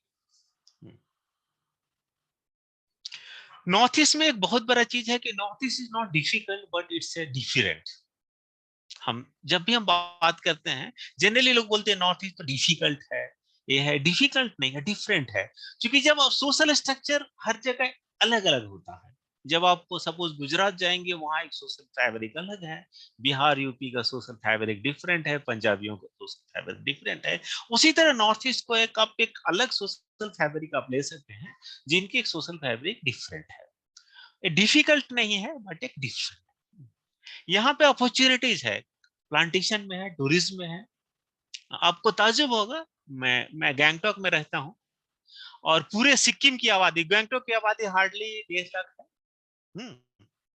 और पूरे सिक्किम की आबादी 6 से 7 लाख है टोटल, इंक्लूडिंग जो आउटसाइडर्स हैं सबको मिला के 7 लाख पॉपुलेशन होगा। और केवल गैंगटॉक में जहां की आबादी 2 लाख है, 1.5 लाख, वहां पे 24-25 लाख टूरिस्ट हर साल आ रहे हैं घूमने के लिए। तो आप एक देखेंगे कि बहुत बड़ा अपॉर्चुनिटीज है जो टूरिस्ट में। आपको आपको 5 स्टार से लेकर के और आपको लोअर आप कहीं, मतलब किसी भी स्टेज में, हर रेंज के आपके होटल्स हैं। एक टूरिस्ट कल्चर है, आपको हर तरह के टूरिस्ट फैसिलिटीज मिलेंगे। तो एक टूरिज्म एक बहुत बड़ा, न केवल गैंगटॉक या सिक्किम, आपका एंटायर नॉर्थ ईस्ट एक टूरिस्ट हब है। ये एक बहुत बड़ी अपॉर्चुनिटी। हेल्थ सेक्टर में बहुत सारे हॉस्पिटल्स आ रहे हैं जो हेल्थ सेक्टर में काम कर रहे हैं, एग्री बिजनेस अपॉर्चुनिटीज है, ऑयल इंडस्ट्रीज, मीडिया और इंटरटेनमेंट इंडस्ट्री पर्टिकुलरली। आप बहुत अपॉर्चुनिटीज है नॉर्थ ईस्ट में एंटरटेनमेंट इंडस्ट्री डेवलप करने का, क्योंकि यहाँ पे culturally people are very rich. इनके म्यूजिक, इनके डांस, इनकी वेराइटीज एक, और यहाँ बहुत सारे कल्चरल ट्रूप्स डेवलप हो रहे हैं जो न कि इंडिया बल्कि पूरे throughout the world perform करते हैं। तो एक बहुत बड़ी अपॉर्चुनिटीज है। नॉर्थ ईस्ट रीजन बेसिकली, इसमें इमेंस पोटेंशियल है which is yet to be explored. अभी हम फुल्ली एक्सप्लोर नहीं कर पा रहे हैं, क्योंकि आइदर अवेयरनेस कम है, लोगों को जानकारी नहीं है। यहाँ पे चैलेंजेस है, कुछ चैलेंज, क्योंकि majority confined to job seeker mindset है, हर जगह है अभी तो job seekers mindset. Location definitely एक प्रॉब्लम है। आप एक ऐसे लोकेशन पे है जो कि मेनलैंड से दूरी है। इंफ्रास्ट्रक्चर डेफिनेटली, हमारी कनेक्टिविटी गवर्नमेंट ट्राई कर रही है to connect each and every place, लेकिन अभी भी कनेक्टिविटी इशू है। Infrastructure, institutional support, awareness, awareness एक बहुत बड़ी चीज है। लोग जो है अवेयर नहीं है कि अपॉर्चुनिटीज क्या है, हम कैसे इसको कर सकते हैं। हाँ, एंटरप्रेन्योरशिप हम क्यों बात कर रहे हैं, क्योंकि एक रूरल इकोनॉमी को अपलिफ्ट करेगा। ऐसा नहीं कि रूरल कोई करेगा, अर्बन कोई भी करेगा, लेकिन हम बेसिकली जब हम बात करते हैं तो एक रूरल इकोनॉमी के रूरल अर्बन जो गैप है और जो लिंकेज है उसको बढ़ाएगा, और रूरल अर्बन जो गैप है उसको मिनिमाइज करेगा। बेसिकली इसमें एक जो इंडस्ट्रीज है, provide an opportunity for the dispersal of industry instead of concentrating at a particular। एक जो इंडस्ट्रीज का डिस्पर्सल है जो डिफरेंट प्लेसेस पे, उसको कैसे सेटअप किया जाए, क्योंकि बड़ी इंडस्ट्री तो एक जगह पे लगी, जब छोटे छोटे इंडस्ट्रीज लगेंगे तो बहुत डिफरेंट प्लेसेस पे इंडस्ट्रीज लगेंगे, तो एक इकोसिस्टम डेवलप होगा। और बेसिकली जब हम फार्म प्रोडक्ट की बात करेंगे तो पेरिसेबल, चूंकि बहुत सारे जो प्रोडक्ट्स हैं फार्म प्रोड्यूस पेरिसेबल नेचर के होते हैं, तो उनको भी स्टोरेज फैसिलिटीज क्रिएट होगी, और जब प्राइवेट इन्वेस्टमेंट आएंगे, जो एंटरप्रेन्योरल एक्टिविटी बढ़ेगी, तो क्या होगा, वेस्टेज कम होंगे, और बेसिकली डिफरेंट टाइप के एग्रो इंडस्ट्रीज सेटअप होंगे। इसमें जो चैलेंजेस है, बेसिकली प्रॉपर गाइडेंस की जरूरत है। Risk taking, how to take risk, it is also a matter of concern. उनको कैसे ट्रेन किया जाए कि लोग रिस्क लेने के लिए तैयार हो। रॉ मटेरियल, कई बार क्या मानसून के चलते रॉ मटेरियल का प्रॉब्लम्स है, उसको कैसे दिया जाए। फिर टेक्नोलॉजिकल एडवांसमेंट कैसे आए, ये भी इस चीज पे भी। जो मार्केट है, जो फ्यूचर मार्केट डिमांड है, उसको अनसर्टेनिटी को कैसे मीट करें, ये भी एक बहुत बड़ा चैलेंज है। क्योंकि कई बार क्या होता है, जैसे आप सिंपल आप यूपी में ले लेंगे, तो जब हमारा पोटैटो का सीजन आता है तो थ्रो अवे प्राइस में पोटैटो अवेलेबल होता है, और कई बार क्या होता है कि मार्केट से पोटैटो गायब हो जाते हैं और पोटैटो हमें बहुत काफी कीमत पे। सेम थिंग टोमेटो और ओनियन के साथ होता है। इसी तरह जो नॉर्थ ईस्ट में जो बहुत सारे फ्रूट्स वेजिटेबल्स हैं, उनके साथ भी ये समस्याएं हैं। जब हार्वेस्टिंग सीजन होती है तो उनके प्राइसेस काफी कम हो जाते हैं और बाद में काफी हाई हो जाते हैं। तो एक दूसरा problem, information about quantity and quality in the market, ये भी एक कॉन्स्टेंट्स है एंटरप्रेन्योर्स के साथ। तो एक और चीज है जो इंटीग्रेशन अमंग द वेरियस, जो हमारी डिफरेंट एजेंसीज काम करती है वो आइसोलेशन में काम करती है। अभी क्या है कि इतनी सारी एजेंसीज बन गई है और इतने सारे लोग काम कर रहे हैं एक ही चीज के लिए, कि कई बार कंफ्यूजन क्रिएट करता है कि who is responsible for what. और कई बार क्या होता है कि जैसे हमारे गांव में कहावत है कि किसी ने उनके किसी बुढ़िया की 4 बहुएं थी, सबको बोला कि अच्छे दाल में नमक डाल देना, और सबने थोड़ा थोड़ा नमक डाल दिया। तो ये सिचुएशन है। कई बार क्या होता है कि किसी ने भी नमक नहीं डाला क्योंकि वो सोचा उसने वो डालेगा, वो डालेगी, और उसने सोचा वो डालेगी। तो ये सिचुएशन वाली स्थिति हो जाती है। हमारे इंस्टीट्यूशनल लिंकेज जो है वो प्रॉपर नहीं है। इंस्टीट्यूशंस की अकाउंटेबिलिटी क्या है, रिस्पॉन्सिबिलिटी क्या है, वो डिफाइन कई बार नहीं है, और इसके चलते प्रॉब्लम होती है। और दूसरा चीज है कि कैपिटल इंटेंसिव है बहुत सारी इंडस्ट्री, जिसके लिए फिनांस की जरूरत है। और नॉर्थ ईस्ट में वैसे फिनांस के लिए बहुत सारे इंस्टीट्यूशंस आगे आ रहे हैं, पर्टिकुलरली हमारे यहाँ नेटफी है, नॉर्थ ईस्ट काउंसिल ने भी काफी ये किया है, और बैंक्स को भी डायरेक्शंस है, और बहुत सारे एजेंसीज है जो कि फिनांस कर रही है। दूसरा चीज है कि प्रोफेशनल जो एडवर्टाइजिंग है, कंपेनिंग है, इनकी भी जरूरत है। जो इनके प्रोडक्ट्स होते हैं उनको डिफरेंट प्लेटफॉर्म्स पे एडवर्टाइज करके सेल किया जाए। क्योंकि रीजन एज सच पॉपुलेशन कम है, तो इन्हें एक आउट मार्केट चाहिए विद इन द कंट्री और आउटसाइड द कंट्री। तो इनके लिए क्या है, प्रमोशन की भी जरूरत है। मैं डिफरेंट एजेंसीज है जो काम कर रही है, जैसे मिनिस्ट्री ऑफ एग्रीकल्चर है, जो शुगर मिल्स, ऑयल मिल्स, इस पे को सपोर्ट कर रही है। खादी विलेज इंडस्ट्रीज है, और स्पेसिफिकली नॉर्थ ईस्ट के लिए एक नेडफी है, north east development financial institution, जो कि काम कर रही है इनको फिनांस देने में, और डिफरेंट कैपेसिटी बिल्डिंग में, और डिफरेंट काइंड्स के सपोर्ट में। इंडियन इंस्टीट्यूट ऑफ एंटरप्रेन्योरशिप है, और एनईसी है, बहुत सारे इसके अलावा भी बहुत सारी संस्थाएं हैं जो काम कर रही है। एग्रो इंडस्ट्री डेवलपमेंट कॉर्पोरेशन जो हर स्टेट में काम करती है। स्मॉल इंडस्ट्री डेवलपमेंट ऑर्गेनाइजेशन है जो एग्रो बेस्ड इंडस्ट्री पे, बीवरेज इंडस्ट्री पे, फूड एंड फ्रूट प्रिजर्वेशन पे, इस पे काम करती है, इनको हेल्प सपोर्ट करती है। तो ये इंस्टीट्यूशंस है, अवेलेबल है। अब जरूरत है अवेयरनेस की, जरूरत है लिंकेज की, कि लोगों को पता हो कि ये इंस्टीट्यूशन ये काम कर रही है और इनके साथ ये सपोर्ट मिल सकता है। इसके लिए अवेयरनेस की बहुत जरूरत है, और उनके साथ कैसे लिंक किया जाए, उनको कैसे कैसे एक दूसरे को कोऑपरेट करें, सपोर्ट करें। इसके अलावा एग्रो प्रोसेसिंग क्लस्टर्स, जो कि जिसमें एक क्लस्टर बेसिस पे एंटरप्रेन्योर्स को सपोर्ट करते हैं, और उसमें एक कॉमन फैसिलिटीज क्रिएट किया जाता है, और एंटरप्रेन्योर्स के लिए कॉमन फैसिलिटीज मिलती है।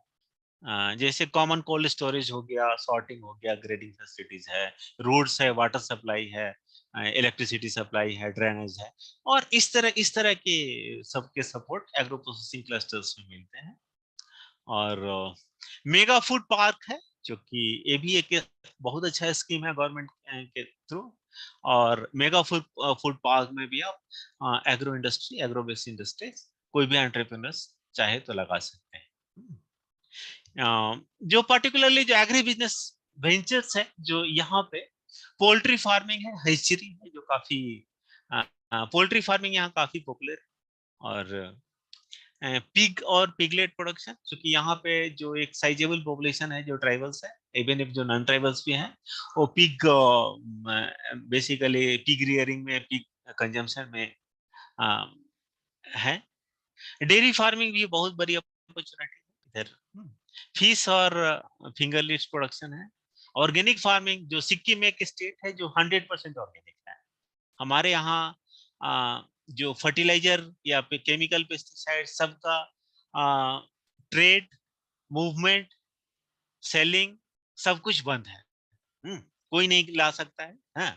और उसका कोई भी आदमी यूज नहीं कर सकता। यूज जो है एज ए इलीगल, जैसे बिहार में वाइन यूज नहीं कर सकता है, इसी तरह इसके तो वहां तो इलीगल ट्रेड्स है, लेकिन यहाँ पे क्या है कि बॉर्डर्स वेरी टाइट बॉर्डर्स है। यहाँ पे ऐसे मल्टीपल बॉर्डर्स नहीं है, तो जो बॉर्डर है वो काफी टाइट है, और इस तरह के तो यहाँ कम्प्लीटली 100% ऑर्गेनिक स्टेट्स है।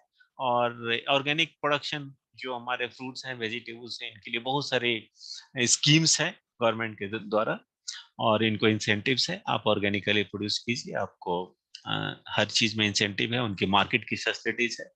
गवर्नमेंट ने मार्केट यार्ड्स बनाए हैं, और जहां आप बैठ करके मार्केट बना सकते हैं। उसके बाद किसान हाट्स बनाए हैं, बहुत सारे चीज बनाए हैं, जो कि टाइम टाइम पे एग्जीबिशन कराते हैं। एपीकल्चर है, जो बी कीपिंग हुआ, फ्लोरिकल्चर, और इसके अलावा सेरिकल्चर है, जो रेशम, आसाम जो है एक जो मुगा सिल्क का लार्जेस्ट प्रोड्यूसर है, जो कि मुगा सिल्क, जो सबसे सिल्क की जो सबसे कीमती, बेशकीमती साड़ियाँ जो बनती है वो आसाम में बनती है। मेडिसिनल एरोमेटिक प्लांट्स में काफी अपॉर्चुनिटी यहाँ है। मेडिसिनल प्लांट्स में एक एक एक एक प्लांट है, जो प्लांट और उसको हम बोलते हैं एक हाइब्रिड, जो प्लांट और एनिमल का एक ये है, जिसको बोला जो याचा गुम्बा जो है 2 लाख रुपए पर केजी बिकती है इंटरनेशनल मार्केट में या नेशनल मार्केट में। तो बहुत सारे प्रोडक्ट है जो मेडिसिन, यहाँ के पहाड़ों पे बहुत सारी ऐसी जड़ी बूटियां मिलती है, जो कि इंटरनेशनल या नेशनल मार्केट में काफी कॉस्टली दिखती है। तो उनको कैसे कल्टीवेट किया जाए, कैसे हार्वेस्ट किया जाए, इसमें बहुत बड़ी अपॉर्चुनिटीज है। और ऑर्नामेंटल फिश प्रोडक्शन है, मशरूम है, फ्रूट प्रोसेसिंग है, मीट है ना, स्पाइस प्रोसेसिंग है, और स्पेशलाइज्ड ट्रांसपोर्ट सर्विसेज है, जैसे रेफ्रिजरेटेड ट्रक्स है, पैकेजिंग इंफ्रास्ट्रक्चर है, कोल्ड स्टोरेज है, तो बहुत अपॉर्चुनिटीज है।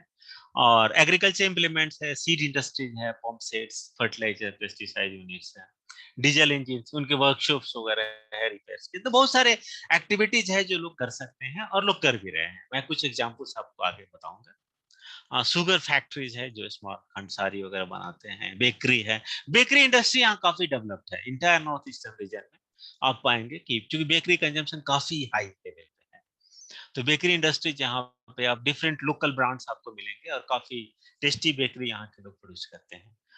टेक्सटाइल यूनिट्स है, यहाँ हैंडीक्राफ्ट्स यहाँ के काफी फेमस है।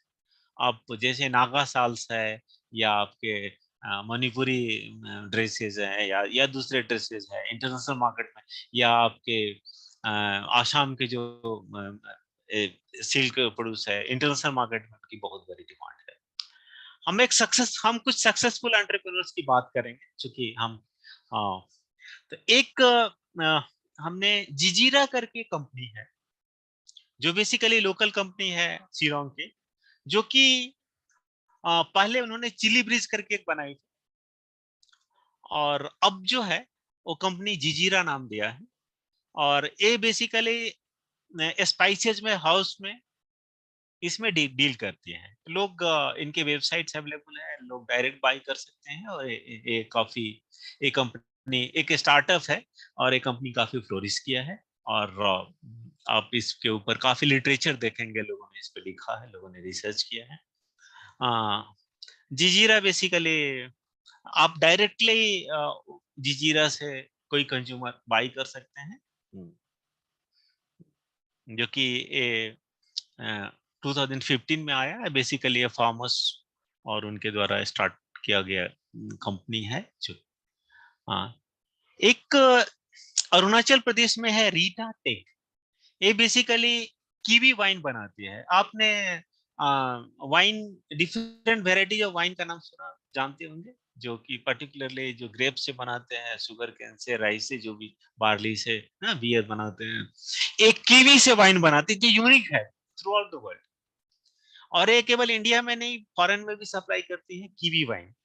इससे स्पेशलाइज वाइन, हाँ, इन्होंने इन्वेंट किया कि कीवी से वाइन, कीवी जो फ्रूट होती है, जो काफी कॉस्टली फ्रूट होती है, और हेल्दी वाइन है, काफी हेल्दी वाइन है। और एक ये आपको इनके नेशनली और इंटरनेशनली सेल्स हैं।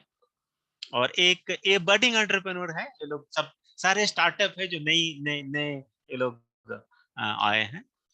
बेसिकली एक एग्रीकल्चर इंजीनियर थी, और इन्होंने अपने जो कीवी प्रोडक्ट, चूंकि पहाड़ों में कीवी प्रोड्यूस होता था और वहीं पे मतलब वेस्टेज हो जाता था, मार्केट तक नहीं पहुंच पाता था, तो उनको बेसिकली वाइन में कन्वर्ट करके इन्होंने इंडस्ट्री सेटअप किया, और उसको ब्रांडिंग किया नारा आवा, जो कि इनकी लोकल ब्रांड है। और अभी लगभग 25 लोग को इन्होंने एम्प्लॉयमेंट दिया हुआ है, और इनके टर्नओवर बेसिकली इन क्रोर्स है। एक मीरा फूड्स है, मेरा एक्चुअली मणिपुरी नेम है। एम सुब्रा देवी ने स्टार्ट किया। ये बेसिकली एक कंपनी बेसिकली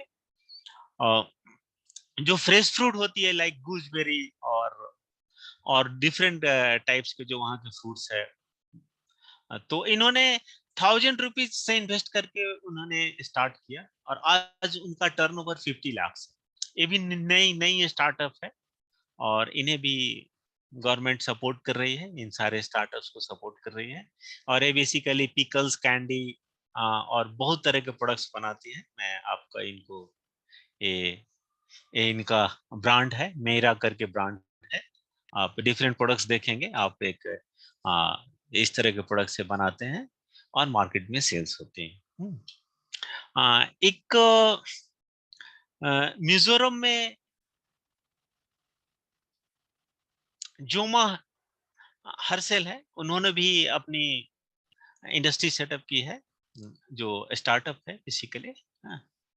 और जवानी हेयरसेल रन्स डिक्की बेकरी, जो कि डिक्की बेकरी के नाम से फेमस है। यहाँ भी कई बेकरी, तृप्ति बेकरी, और सिक्किम में भी कुछ बेकरीज काफी फेमस है, जो कि जिसका टर्नओवर इन क्रोर्स है, मतलब not in lakhs, not in thousands. तो डिक्की बेकरी जो बेसिकली मिजोरम में सेल करती है। हाँ, और जस्मीना जेलिंग है नागालैंड, इन्होंने भी ये भी बेसिकली वीवर एसोसिएशन बना करके ये बेसिकली जो कारपेट सेक्टर में काम कर रही हैं, और इन्होंने भी स्टार्टअप शुरू किया है।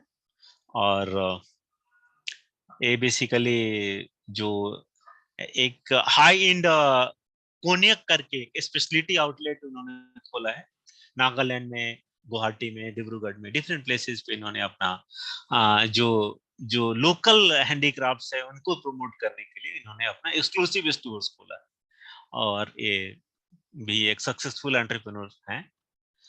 और इन्होंने एक और स्टार्ट किया था केन कंसेप्ट्स भी। इन्होंने बेसिकली जो बेंत होता है उनको मैन्युफैक्चर और एक्सपोर्ट, बेंत और बैम्बू प्रोडक्ट्स वहाँ काफी है, उनको कैसे मैन्युफैक्चर करके एक्सपोर्ट किया जाए है? इस पे भी काम कर रहे हैं। जस्मीना जेलियांग है जो कि ये बेसिकली नागा है।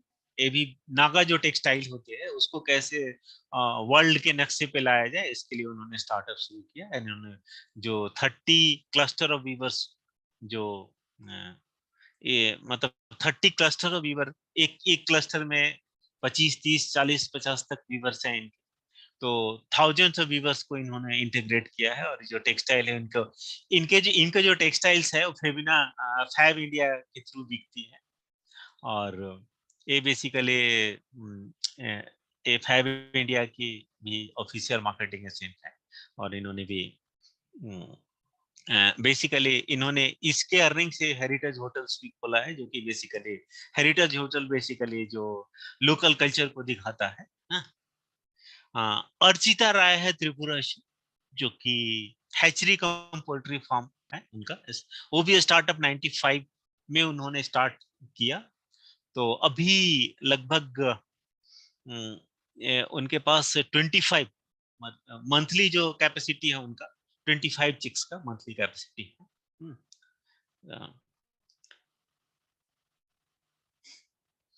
उसके बाद में सामदा मराक है जो कि बेसिकली इन्होंने भी ये जो ट्राइबल ज्वेलरी होती है, जो डिफरेंट ट्राइब्स डिफरेंट उसकी जो आर्किटेक्चर होती है उस पे वो काम कर रहे हैं और ट्राइबल ज्वेलरीज को मार्केट कर रहे हैं थ्रू आउट इंडिया। इसके अलावा एक बहुत सारे स्टार्टअप आए हैं जो टेक्नोलॉजी बेस्ड स्टार्टअप भी हैं। बेसिक एक आई लॉगिट्रॉन जो कि देवाशीष धार ने स्टार्ट किया है। बेसिकली जो हम रिमोटली बैठ के, जैसे इरिगेशन के लिए हमें क्या प्रॉब्लम होती है कि हम वहां बैठ के जाके इरिगेशन करना, हम यहाँ रिमोटली कंट्रोल कर सकते हैं पंप सेट्स को, हाँ, बैठ के और इरिगेशन कर सकते हैं। हाँ, रिमोटली हम घर में बैठ के हम अपने पंप सेट वाटर को कितना वाटर डिस्चार्ज हुआ हम यहाँ पे बैठ के देख सकते हैं और हम कंट्रोल कर सकते हैं। तो उस तरह के डिवाइस उन्होंने बनाया और ये स्मार्ट एग्रीकल्चर के ऊपर एक काम कर रहे हैं। इसके अलावा एक चिंपुंग ओंगमी भूटिया जो सिक्किम से है, इन्होंने बेसिकली एंटरप्रेन्योरशिप स्टार्ट किया। ये बेसिकली फैशन टेक्नोलॉजी की स्टूडेंट रह चुकी हैं और इन्होंने बिजनेस स्टार्ट किया है how to connect with nature. और तो इस तरह के इसके अलावा भी बहुत सारे स्टार्टअप हैं जो एल्गोरिजन टेक्नोलॉजी है जो कि जुंती फुकन है, जो बेसिकली अब बहुत सारे स्टार्टअप हो रहे हैं जो आईटी बेस्ड सॉल्यूशन दे रहे हैं। ब्रह्मपुत्रा फैबुल्स है जो कि ट्रेडिशनल प्रोडक्ट्स, जो ट्रेडिशनल लाइफ स्टाइल है नॉर्थ ईस्ट का उसको कैसे पूरे वर्ल्ड के पटल पे रखा जाए। हाँ, क्रिस माइंड कंसल्टिंग है, बेसिकली इन्होंने डिजिटल मार्केटिंग के ऊपर स्टार्टअप शुरू किया है। इसके बाद एआम कंटेनिंग है जो कि कंटेंट क्रिएशन पे काम कर रहा है, ऑनलाइन कंटेंट क्रिएशन पे। और jump up high digital marketing, ये भी बेसिकली डिजिटल मार्केटिंग के ऊपर स्टार्टअप काम कर रही है।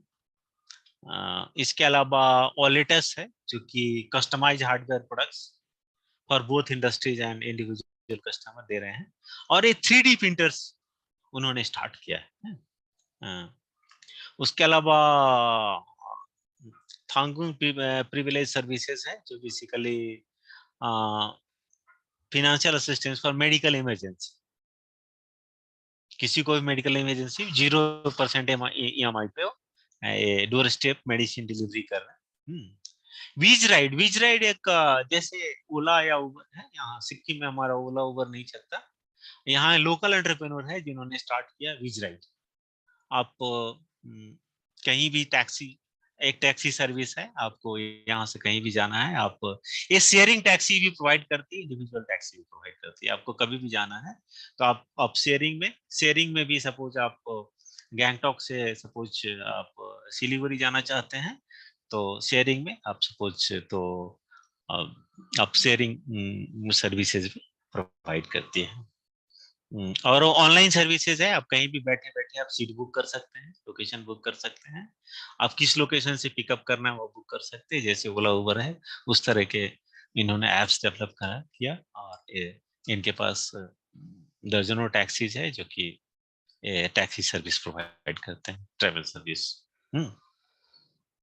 इसके अलावा नाइट वेंचर है जो कि एडवेंचर ट्रैवल कराती है, जो टूरिस्ट आते हैं वो एडवेंचर ट्रैवल के लिए डिफरेंट प्लेसेस पे जाते हैं, उसके लिए सर्विस देती है।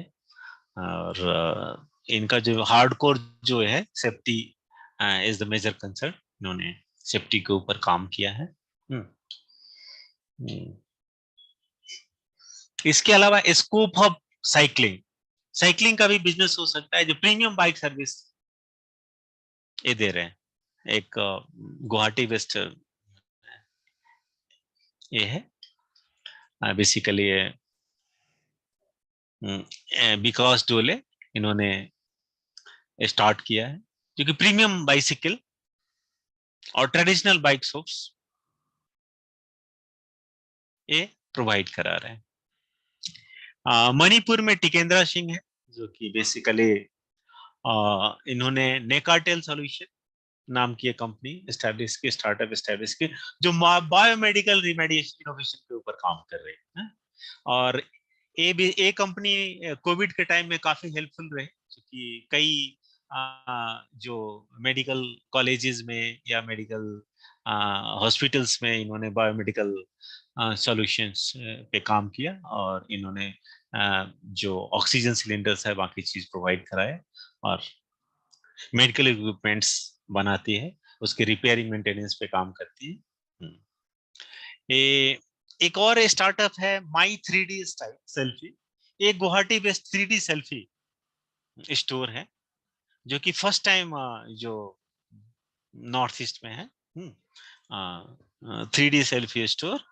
और ये बेसिकली 3D सेल्फी के ऊपर 3D टेक्नोलॉजी के ऊपर काम करते हैं।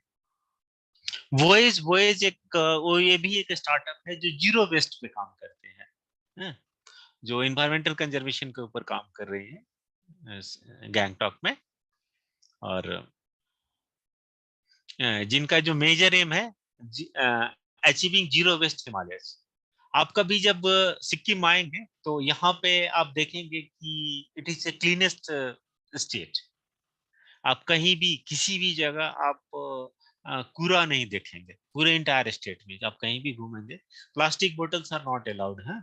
तो बहुत सारे चीज है जो कंजर्वेशन के लिए, नेचर कंजर्वेशन के लिए यहाँ लोग काम कर रहे हैं, और जो वेस्टेज मैनेजमेंट है वो काफी स्ट्रॉन्ग है उनका। रनवे नागालैंड ये भी एक कंपनी जो होममेड प्रोडक्ट्स ऑफर करती है, इंडिजिनस होममेड प्रोडक्ट्स ऑफर करती है, एक कोहिमा की कंपनी है, क्योंकि ये भी स्टार्टअप है। 2012 में उन्होंने स्टार्ट किए। ये basically channel partners, retail, online, wholesale इस पे काम कर रहे हैं। और एक और सिक्किम की स्टार्टअप है जो कि चीफ ओंगमू भूटिया द्वारा स्टार्ट किया। ये बेसिकली ग्रीन लाइफ स्टाइल के ऊपर काम कर रहे हैं इन्होंने।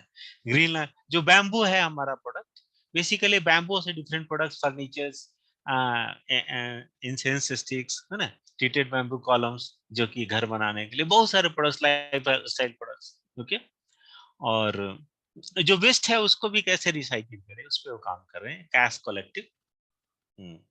और ये भी काफी एम्प्लॉयमेंट जनरेट कर रही है। तो बेसिकली हमने देखा कि धीरे धीरे जो इकोसिस्टम डेवलप हो रहा है तो लोग आगे आ रहे हैं, बहुत सारे जो एंटरप्रेन्योर्स आगे आ रहे हैं, तो हमें कहीं भी, चाहे वो बिहार में हो, यूपी में हो या कहीं भी, हमें एक इकोसिस्टम डेवलप करना पड़ेगा। हम एक ऐसा वातावरण डेवलप करें कि लोग सम्मान के साथ काम करें, लोग अपनी पूंजी लगाए, उन्हें एक उम्मीद के साथ कि हाँ उनको एक प्रॉफिट होगा और उन्हें एक समाज में एक सम्मान मिल रहा है।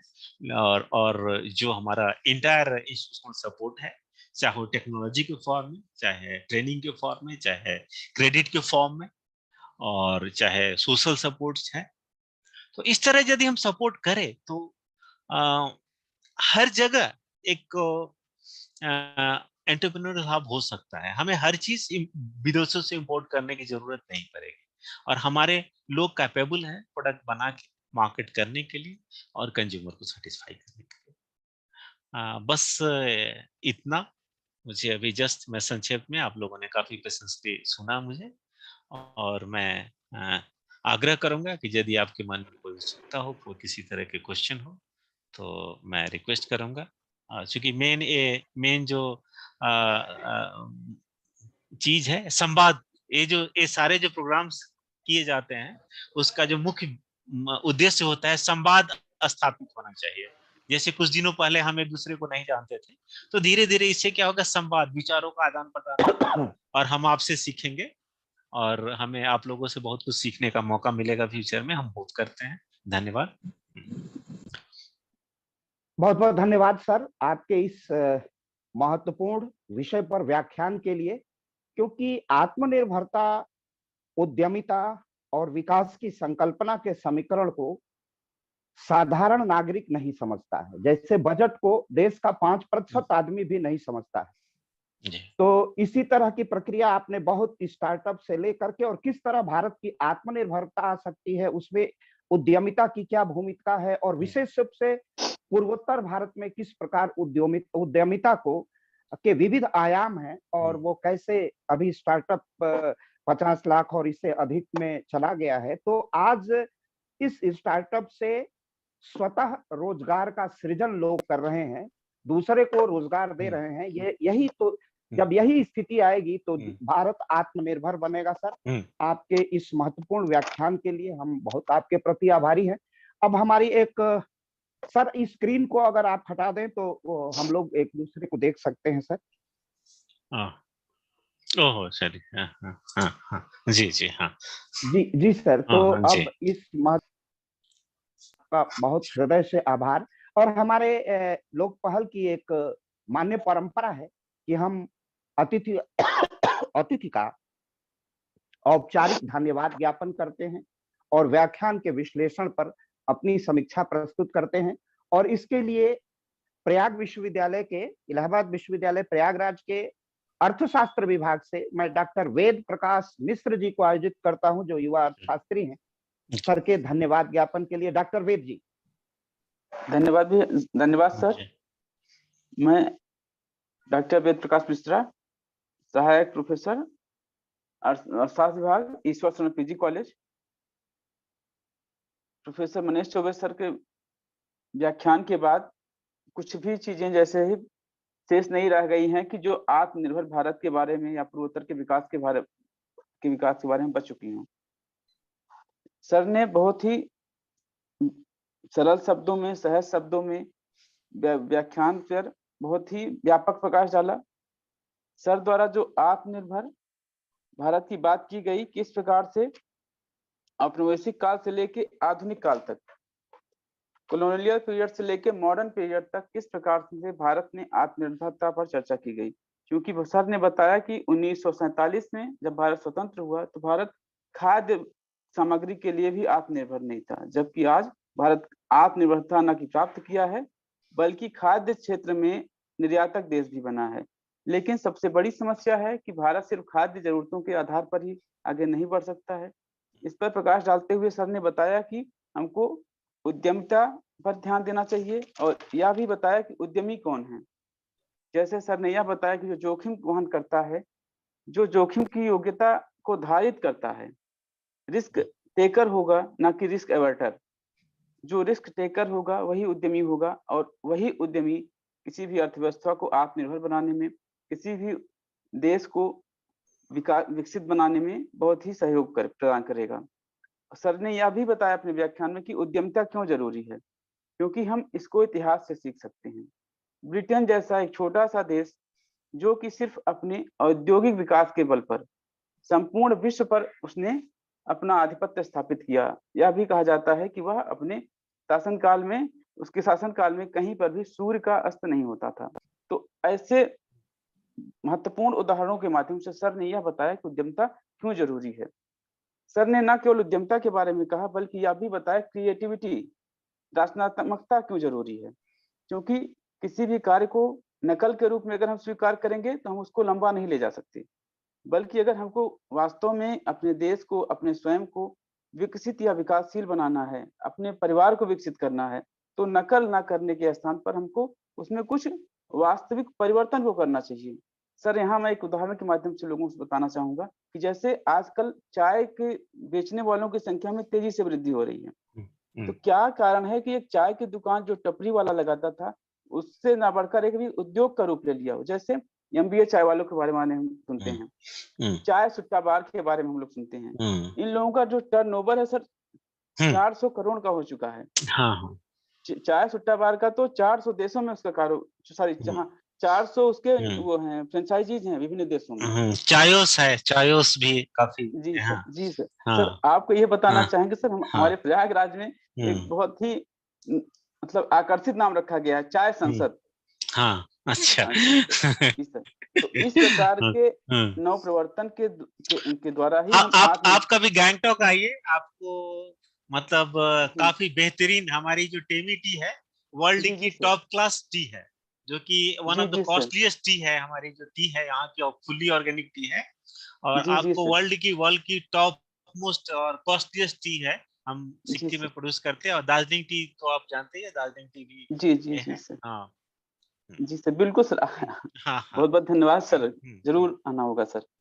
सर और सर आपने यह बताया कि आत्मनिर्भरता के साथ साथ नव प्रवर्तन पर ध्यान देना बहुत ही आवश्यक है और आत्मनिर्भरता में उद्यमिता से फ्रेंडली होना भी जरूरी है, क्योंकि अगर ये कि मैत्रीपूर्ण वातावरण नहीं होगा तो ऐसे में आत्मनिर्भर बनना संभव नहीं हो पाएगा। और जैसा कि हमारे यहाँ विशाल जनसंख्या है, इस विशाल जनसंख्या को हम आत्मनिर्भर बना के ही उसको आगे बढ़ा सकते हैं।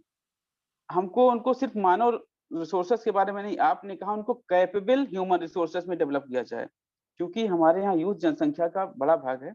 उनको हम किस प्रकार से कैपेबल ह्यूमन रिसोर्सेस में परिवर्तित किए। आपने PM मोदी द्वारा जो 5 पिलर्स बताए गए हैं उस पर भी अपनी बात बहुत ही गंभीरता से रखी और इसके साथ ही साथ आपने जो पूर्वोत्तर की तरफ से ध्यान आकर्षित करते हुए पूर्वोत्तर की तरफ यह बताया कि किस प्रकार से समर्थ भारत के लिए समर्थ पूर्वोत्तर होना बहुत ही जरूरी है, क्योंकि हम किसी भी देश में किसी भी क्षेत्र को छोड़कर विकास नहीं कर सकते। अगर हमको संपूर्ण रूप से एक पूर्णता के रूप में किसी अर्थव्यवस्था या देश को विकसित करना है तो उसके सभी क्षेत्रों में समान रूप से विकास की संभावनाओं को देखना पड़ेगा और उसको विकसित करना पड़ेगा। आपने बताया कि पूर्वोत्तर में इकोसिस्टम को बढ़ाया जा रहा है।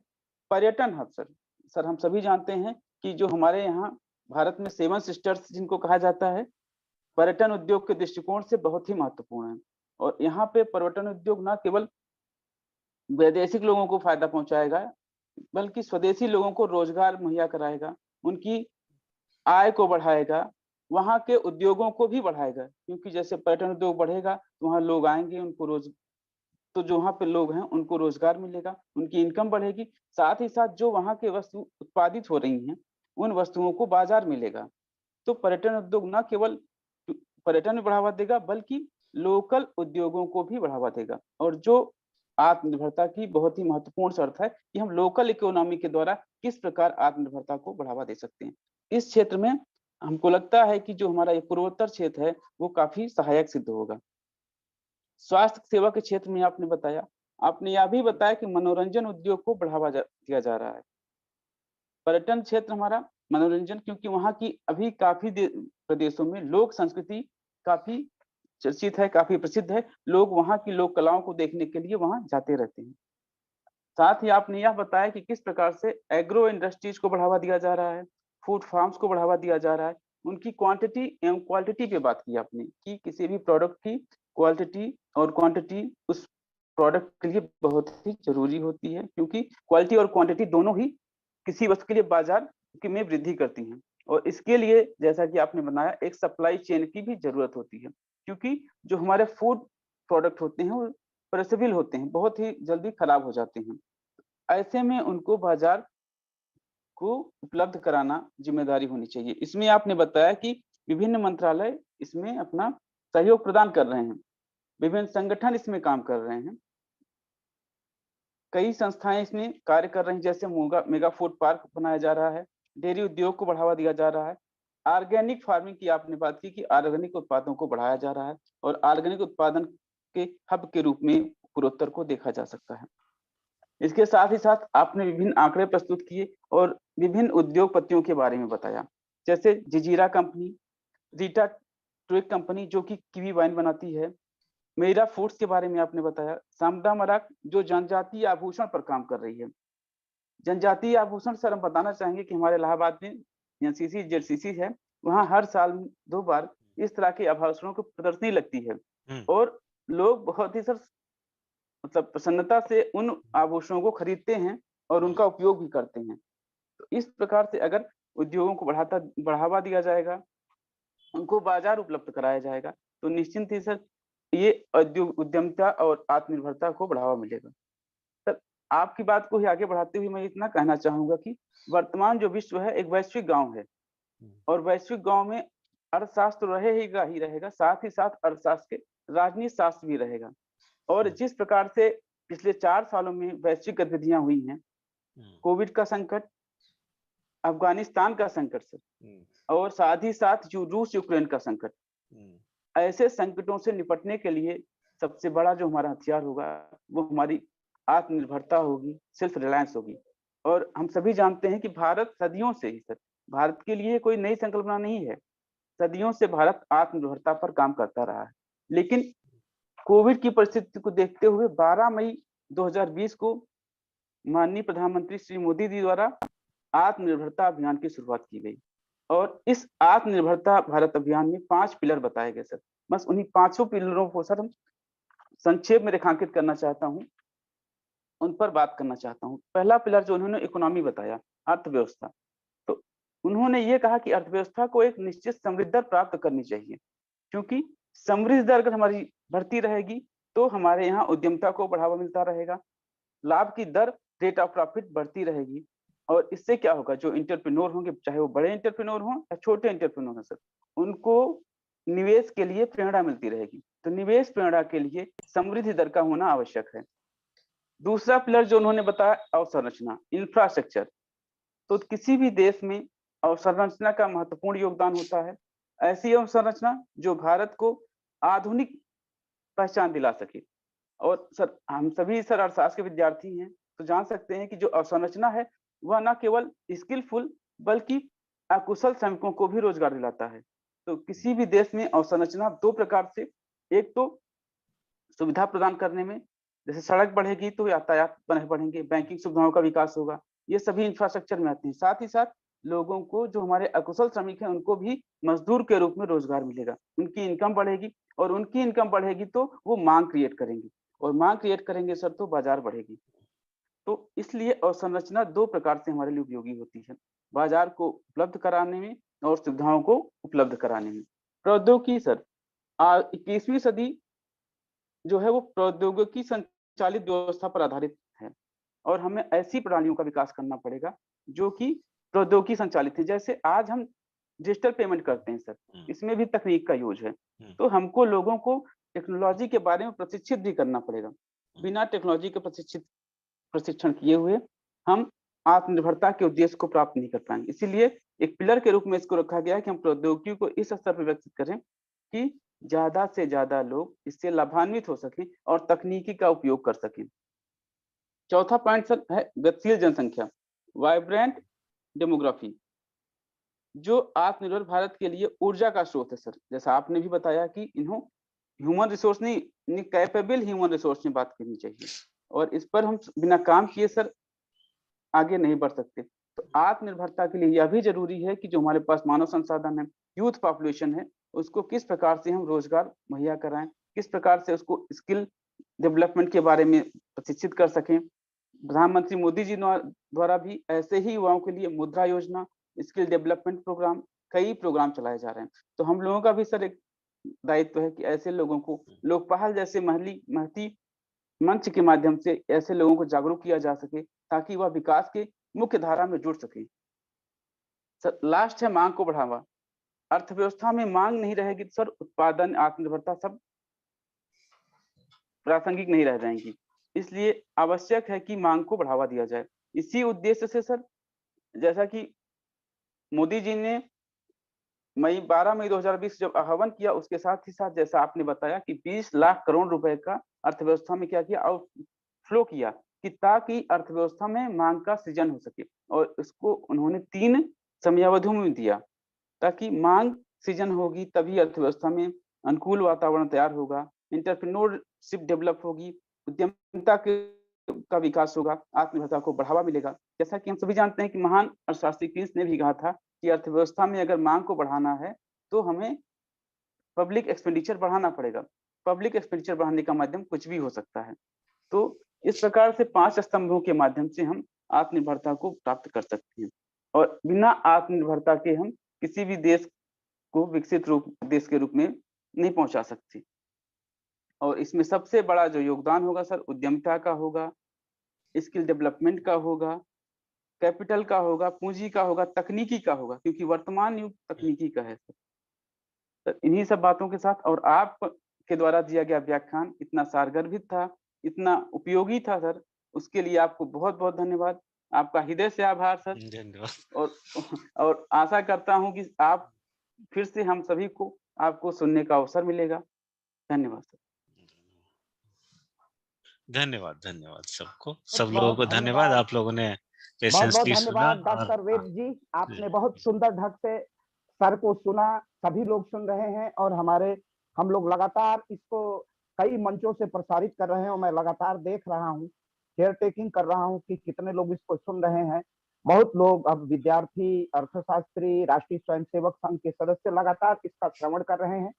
आपके इस सुंदर सारगर्भित धन्यवाद ज्ञापन के लिए आपको हृदय से आभार। और लोक पहल के इस आभासी मंच की उपलब्धता कराने के लिए सदैव तत्पर रहने वाले श्रीमान आयुष त्यागी जी का बहुत बहुत अभिनंदन और स्वागत, जिसके माध्यम से यह मंच सजा है। मैं उन समस्त राजनीति विज्ञान, अर्थशास्त्र, साहित्य जितने अपने श्रोता सुन रहे हैं विभिन्न माध्यमों से, उनका भी बहुत बहुत स्वागत और अभिनंदन और बहुत बहुत स्वागत और आत्मीय आभार प्रोफेसर मनीष चौबे सर का, जिन्होंने इतना सारगर्भित, इतना सूक्ष्म व्याख्यान प्रस्तुत किया, जो उत्तर भारत में खास करके पूर्वी उत्तर प्रदेश, प्रयागराज और उत्तर प्रदेश के मेरठ से इसका तकनीकी संचालन दिल्ली से हो रहा है। दिल्ली में भी जो लोक पहल की इकाई है उसमें कई लोग हैं जो अक्सर स्वयं जुड़े हुए हैं और वो सभी लोग सुन रहे हैं। गुजरात में सुन रहे हैं, हरियाणा में सुन रहे हैं और अन्य दक्षिण भारत में भी इसकी एक इकाई सृजित की गई है, वहां भी सुन रहे हैं। आपका बहुत बहुत हृदय से स्वागत। अपने लोक पहल के संयोजक डॉक्टर वीके सिंह के तरफ से, लोक पहल के कार्यकर्ताओं के तरफ से आपका बार बार अभिनंदन और स्वागत है। और आशा ही नहीं, मैं प्रत्याशा करता हूं कि हम जब भी बजट पर परिचर्चा के लिए जब आपको आमंत्रित करेंगे तो आप कीमती समय में से कुछ जरूर समय हम लोगों को देंगे। जरूर जरूर जरूर। बहुत बहुत अभिनंदन सर, बहुत बहुत नमस्कार, स्वागत। नमस्कार। अब सर आप लेफ्ट कर सकते हैं सर, क्योंकि बहुत समय से आप बने हुए हैं। Thank you. और डॉक्टर वेद जी, आपने बहुत अच्छे ढंग से प्रस्तुति दी है, आपको भी बहुत बहुत धन्यवाद। आप तो अपने हैं, आभार व्यक्त करना भी एक संकोच होता है, लेकिन इतने कम समय में, अल्प समय में आप तुरंत जुड़े और सर का बहुत बहुत स्वागत, अभिनंदन किया। और मैं श्रीमान आयुष जी से कहना चाहूंगा कि आज के कार्यक्रम को जो जूम पर आप प्रसारित कर रहे हैं और इसके विभिन्न माध्यम से, उससे बंद करें। डॉक्टर आयुष त्यागी जी।